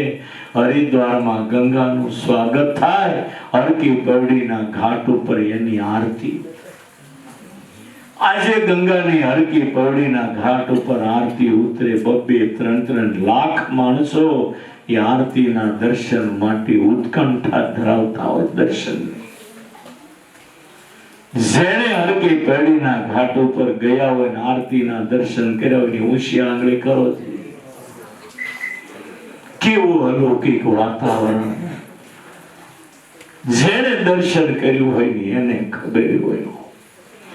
ત્યાંથી ભગીરથ આગળ અને ગંગા પાછળ જતા જતા રસ્તામાં એક જહનુ મુનિનો આશ્રમ આવ્યો. ગંગા એ આશ્રમ ઉપર જાય. ઋષિ કે એક બાજુ જાઓ. ઋષિ કે એક બાજુ જગ્યા પડી, હાલ ને મારી ઉપર નહીં આવો, હું તમારા આશ્રમ ઉપર આવીશ, એક બાજુ હટી જાઓ. જહનુ મુનિ કે હાલ લે. અને જે પેલી ગંગા જહનુ મુનિના આશ્રમ ઉપર જાય, ધસમસતો પ્રવાહ ગયો. જહનુ મુનિ હથેળીમાં લઈને પી ગયા. લે જા. ગંગાનું પાન કરી ગયા જહનુ મુનિ. આ ભારતમાં કેવા ઋષિ તપસ્વીઓ વિચાર તો કરો તમે. એના આપણે વારસદારો એ ભૂમિમાં આપણો જન્મ છે. ભગીરથે પછી જહનુ મુનિના પગ પકડ્યા. મુનિ, મારી પેઢીઓનો દાખલો છે, દયા કરો, એને મુક્ત કરો. અને ભગીરથ ઉપર દયા આવી. જહનુ મુનિએ પછી જમણા કાનમાંથી ગંગાને બહાર કાઢી, એટલે ગંગાનું નામ પડ્યું શાસ્ત્રમાં જાહ્નવી ગંગા. આગળ ભગીરથ ને પાછળ ગંગા ત્યાંથી જાય પ્રયાગની અંદર. પ્રયાગ જ્યાં બે બહેનો એની ભેગી થઈ ગઈ, સરસ્વતી અને યમુના. એ ત્રિવેણી સંગમ, ભારતનો મોટામાં મોટો ત્રિવેણી સંગમ પ્રયાગ કહેવાય. ગયા કુંભ મેળામાં 64 કરોડ વિશ્વના લોકોએ સ્નાન કર્યું છે. જેણે કુંભ મેળાનું દર્શન કર્યું હોય એને ખબર હોય. 64 કરોડ લોકોએ 2 મહિનામાં સ્નાન કર્યું. આ વાત ગળે ઉતરે છે. યુપી સરકારને ધન્યવાદ કે એની વ્યવસ્થા કેટલી કરી. વ્યવસ્થા તો ઠીક છે, પણ એક પણ મુસલમાનને પ્રવેશ નહીં, અને 64 કરોડ હિન્દુઓ હતા. બુદ્ધિમાનની વાત. 64 કરોડ હિન્દુઓએ સ્નાન કર્યું. રોજ આંકડા સરકાર બહાર પાડતી હતી. ગંગા સ્નાન કરે ને પાપ ન બળે. બ્રાહ્મણ હત્યા, ગૌ હત્યા, ગમે તે હોય પાપ, ગંગામાં સ્નાન કરે. ગંગા પાપમ શશી તાપ. ગમે એવા તાપને ચંદ્ર જેમ શીતળતા આપે, એમ ગમે એવા પાપને ગંગા ધોઈ નાખે. જિંદગીમાં એકવાર ગંગા સ્નાન કરવા જેવું. જૂના જમાનામાં ગામડામાં કોઈ ગંગા સ્નાન કરીને આવે ને તો આખું ગામ હામૈયું કરી સીમાડે લેવા જતા. આમાં વૃદ્ધોને ખબર છે, ઘરડા માણસો. મેં બધું નાનો હતો ને 7-8 વર્ષનો, ત્યારે આ બધું જોયેલું. અને પછી વાજતે ગાજતે ગંગા સ્નાન કરીને આવ્યા ને એને ગામમાં લાવે, અને જાહેરમાં ફળિયામાં મોટી સભા થાય, અને લોટીની પૂજા કરે. પછી એમાં રૂ બોળી અને બધાના હથેળીમાં એક ટીપું ગંગાજળ આપે, એટલે એને ગંગા સ્નાન જેટલું પુણ્ય મળે, આવું કહેવાય છે. અને ગંગા એટલે બસ ગંગા, એને કોઈની ઉપમા ન અપાય. અનેકને ગંગાની ઉપમા અપાય, પણ ગંગાને કોઈની ઉપમા ન અપાય. સારું પાણી હોય તો લોકો એમ કે કેટલું પાલર ચોખ્ખું ગંગાજળ જેવું છે, પણ ગંગાને કોઈની ઉપમા ન અપાય. વાલા ભક્તો, એ ભગીરથના વંશની અંદર ખટવાંગ નામના રાજા થયા. અને એ ખટવાંગ રાજા મૃત્યુ આડો માત્ર 3 કલાક હતી. આખી જિંદગી ભગવાન નહીં ભજ્યા, પણ એ ખટવાંગ રાજાએ મૃત્યુ આડી 3 કલાક હતી. એક મુહૂર્તે બાકી હતું, અને ભગવાનમાં મન જોડી દીધું, અને શરીર છોડીને ખટવાંગ રાજા ભગવાનના ધામમાં ગયા. અને ખટવાંગના વંશની અંદર દિલીપ નામના રાજા થયા. દિલીપ રાજાને દીકરો નહોતો,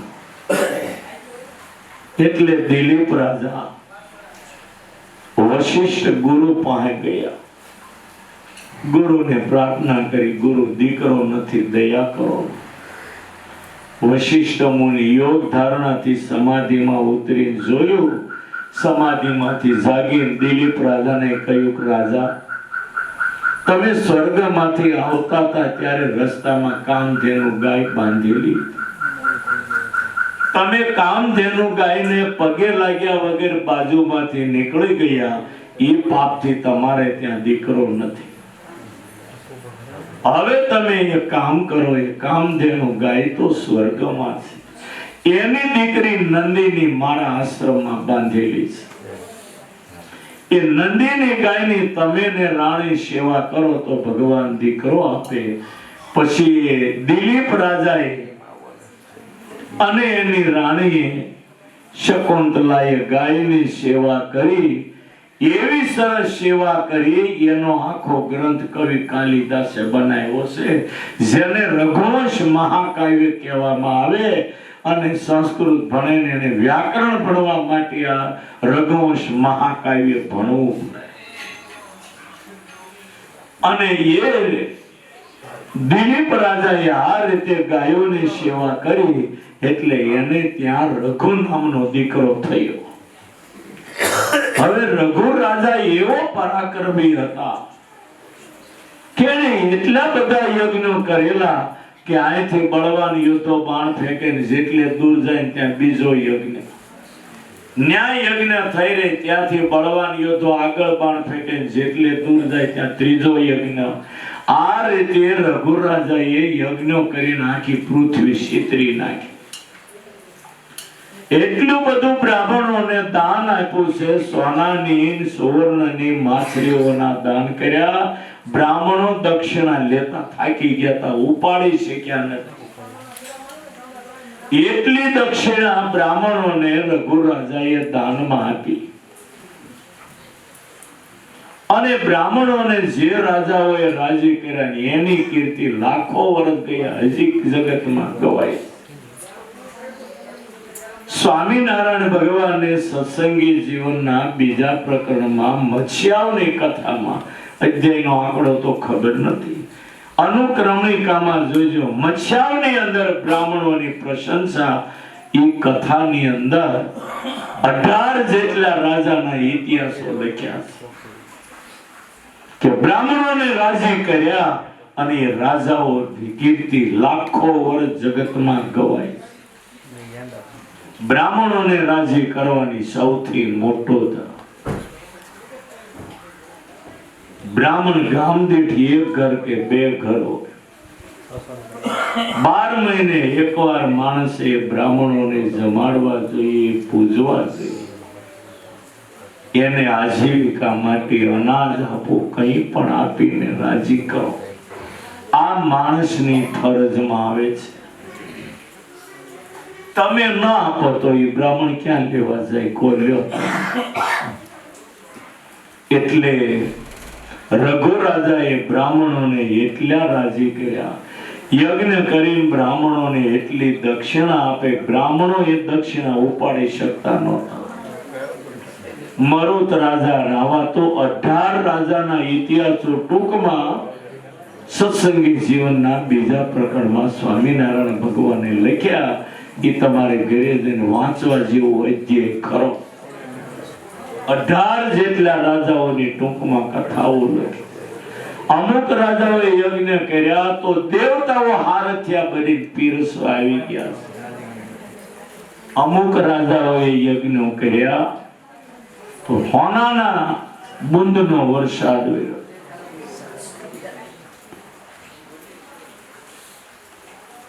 એટલે હવા બાર હું ઘડિયાળ હું જોતો નથી.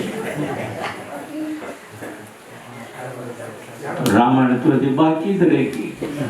હવે આ રઘુના વંશની અંદર પછી અજ નામના રાજા થયા. અજ રાજાને ત્યાં ઇન્દુમતી રાણી, અજ અને ઇન્દુમતી થકી દશરથનો જન્મ થયો. દશરથ રાજાને 3 રાણી હતી, કૌશલ્યા, સુમિત્રા ને કૈકેયી. અને એ દશરથ રાજાને પુત્ર નહોતો. વશિષ્ઠ ગુરુને વિનંતી કરી, પુત્ર કામેષ્ટિ યજ્ઞ કરાવ્યો મખોડા ઘાટ ઉપર. અયોધ્યા અને છપૈયાની વચ્ચે મખોડા કાઢશે. વિશ્વભરના રાજાઓને નિમંત્રણો આપ્યા અને 6 મહિનાનો યજ્ઞ અખંડ ઘીની ધારા હોમીને કર્યો. અને એ યજ્ઞ કરતા યજ્ઞ નારાયણે ખીરનો પાત્ર દશરથ રાજાને પ્રગટ થઈને આપ્યું છે. દશરથ રાજાએ ગુરુ વશિષ્ઠને પૂછ્યું, યજ્ઞ નારાયણે ખીર આપી, આનું શું કરવાનું? વશિષ્ઠ મુનિ બોલે, શુકન છે. હવે આ 3 રાણીઓને એકબીજાની મર્યાદા રાખીને ખીર ખવડાવો. 3 રાણીઓને ખીર ખવડાવી રાણીઓ ગર્ભવતી થઈ. એમાં કૌશલ્યા થકી રામનો જન્મ થાય છે. સૂર્યવંશમાં કૌશલ્યાને અવધપતિ થકી કૌશલ્યના ઉદરે ભગવાનનો પ્રવેશ થયો. 9 માસ પૂરા થયા. મધુમાસ આવ્યો, ચૈત્ર મહિનો. સુમિત્રા રાણી ઈ મહેલમાંથી સમાચાર આવે કે રાણીને 2 પુત્રનો જન્મ થયો. કૈકેયીના મહેલેથી સમાચાર આવે કે કુંવરનો જન્મ થયો. રાજાના ભાગ્યનો ઉદય થયો. 4 પુત્રના જન્મ થયા. આકાશમાંથી દેવતાઓએ પુષ્પની વૃષ્ટિ કરી જય જય નાદ કર્યો. રાજાએ બ્રાહ્મણો માગધો જનોને અઢળક દાન દક્ષિણાઓ આપી રાજી કરીને જય જયકાર કર્યો. રામનો જન્મ આકાશમાંથી દેવતાઓએ પુષ્પની વૃષ્ટિ કરી. અયોધ્યાના જનોએ આનંદ સાથે ભગવાન રામના જન્મનો મહોત્સવ ઉજવ્યો અને ધામધૂમથી હવે ધીરે ધીરે ભગવાન રામજી આ જગતમાં આવીને હું લીલા કરેની બપોર પછી આપણે 2 કલાક જોઈશું. 2-2.5 કલાક અને પછી કનૈયો ખેલાડી આવવાનો જગતમાં અને હું લીલા કરેની આવતીકાલથી કનૈયાની લીલા અને આજ હાંજ સુધી મર્યાદા પુરુષોત્તમ રામની લીલા. હાંજે લાલો જન્મી જાય, સવારે પછી લાલાની લીલાનો વારો. પરમાત્માના સ્મરણ સાથે અત્યારની કથાને વિરામ. ઘણો ટાઈમ વધારે લીધો, માફ કરજો. સહજાદ સ્વામી મહારાજ. સ્વામી નારાયણ નારાયણ નારાયણ. બોલો બોલો. સ્વામી નારાયણ નારાયણ નારાયણ. તમારે આટલું ગુનગુનાવું. સ્વામી નારાયણ નારાયણ નારાયણ. સ્વામી નારાયણ નારાયણ નારાયણ. લક્ષ્મી નારાયણ નારાયણ નારાયણ. લક્ષ્મી નારાયણ નારાયણ નારાયણ. બોલો સ્વામિનારાયણ ભગવાનની. શ્રી ગોપીનાથજી મહારાજની. આજની એકવાર જોરદાર તાળીઓથી સ્વામીજીનું આપણે અભિવાદન કરીએ કે કથા શરૂ થાય એટલે નિરંતર કથા. નહીતર સ્વામીજી શું થાય કે અડધી કલાક કથા ને અડધી કલાક કીર્તન સત્સંગ અને ગરબીઓ શરૂ થઈ જાય. પણ નિરંતર આપના મુખેથી કથા, એ પણ આટલી બધી ભાવવાહી શૈલીમાં. અને સ્વામીજી ખરેખર આ સ્થળે બેહીને આજે જે કથા સાંભળી છે બધા માટે એક અલૌકિક અનુભૂતિનો વિષય છે એવું મેં અનુભવ કર્યું છે, તમે અનુભવ કર્યો હશે કે આ ભૂમિનો પ્રતાપ છે કે તમારી સમ્મુખ એટલા નજીક બેસી અને જે કથાનો રસ છે એ પણ જળવાઈ રહ્યો છે. આવી પરિસ્થિતિ છે, આવી વાતાવરણ છે, તો પણ બાપજી અમે તો આમ ગમે એમ તો ક્ષત્રિયના દીકરા, એટલે મુસીબતને જઈને કહો એને સી મુસીબત છે, અમને તો મુસીબતમાં મજા છે, એ હકીકત છે. એટલે અમે લડી લેવા વાળા માણસો ભગવાનની દયાથી, તમારા જેવા સંતોના આશીર્વાદથી. અને રામાયણની બાપજી વાત કરી કે આદર્શની વાત કરી, મર્યાદાઓની વાત થઈ. એકવાર લક્ષ્મણે રામને પૂછ્યું કે ભાઈ આપણે આદર્શમાં જીવન જીવીએ છીએ તો ઘણીવાર આદર્શમાં ને આદર્શમાં તો જીવન જ ખતમ થઈ જાય છે. એટલું બધું આદર્શ વાળું જીવન ભાઈ જીવવાની શું જરૂર રામ કે આપણું જીવન જ આદર્શમાં ખતમ થઈ જાય. ત્યારે રામે સરસ મજાનો જવાબ આપ્યો કે ભાઈ લક્ષ્મણ, જે જીવન આદર્શમાં ખતમ થઈ જાય ને એ જીવન બીજા માટે આદર્શ બની જતું હોય છે. આવું આદર્શમય રામનું જીવન હવે આપણે બપોર પછી સાંભળવાના છીએ. ચૌહાણ પરિવારનું આંગણું માં હીરાબામાનું અને ચૌહાણ પરિવારના પિતૃ મોક્ષાર્થે આ કથામાં પધારેલ તમામનું સ્વાગત કરીએ છીએ અને ચૌહાણ પરિવાર વતી ભાવભર્યું આપ સૌને એવું કહેવામાં આવે છે કે તમામે પ્રસાદી લેવાની છે, પણ પ્રસાદી સ્થળ આપણે ખોપાળા મંદિર છે ત્યાં તમામે પધારવાનું છે. તો તમામે પ્રસાદી લઈને જ જવાનું છે. રાયસિંહભાઈ, અર્જણ દાદા, દર્શનભાઈ, બાબુભાઈ, ભરતભાઈ તમામનું આમંત્રણ છે. તો 3:30 ફરી મળીએ અને આજની આ કથાને વિરામ આપીએ. જય સ્વામિનારાયણ.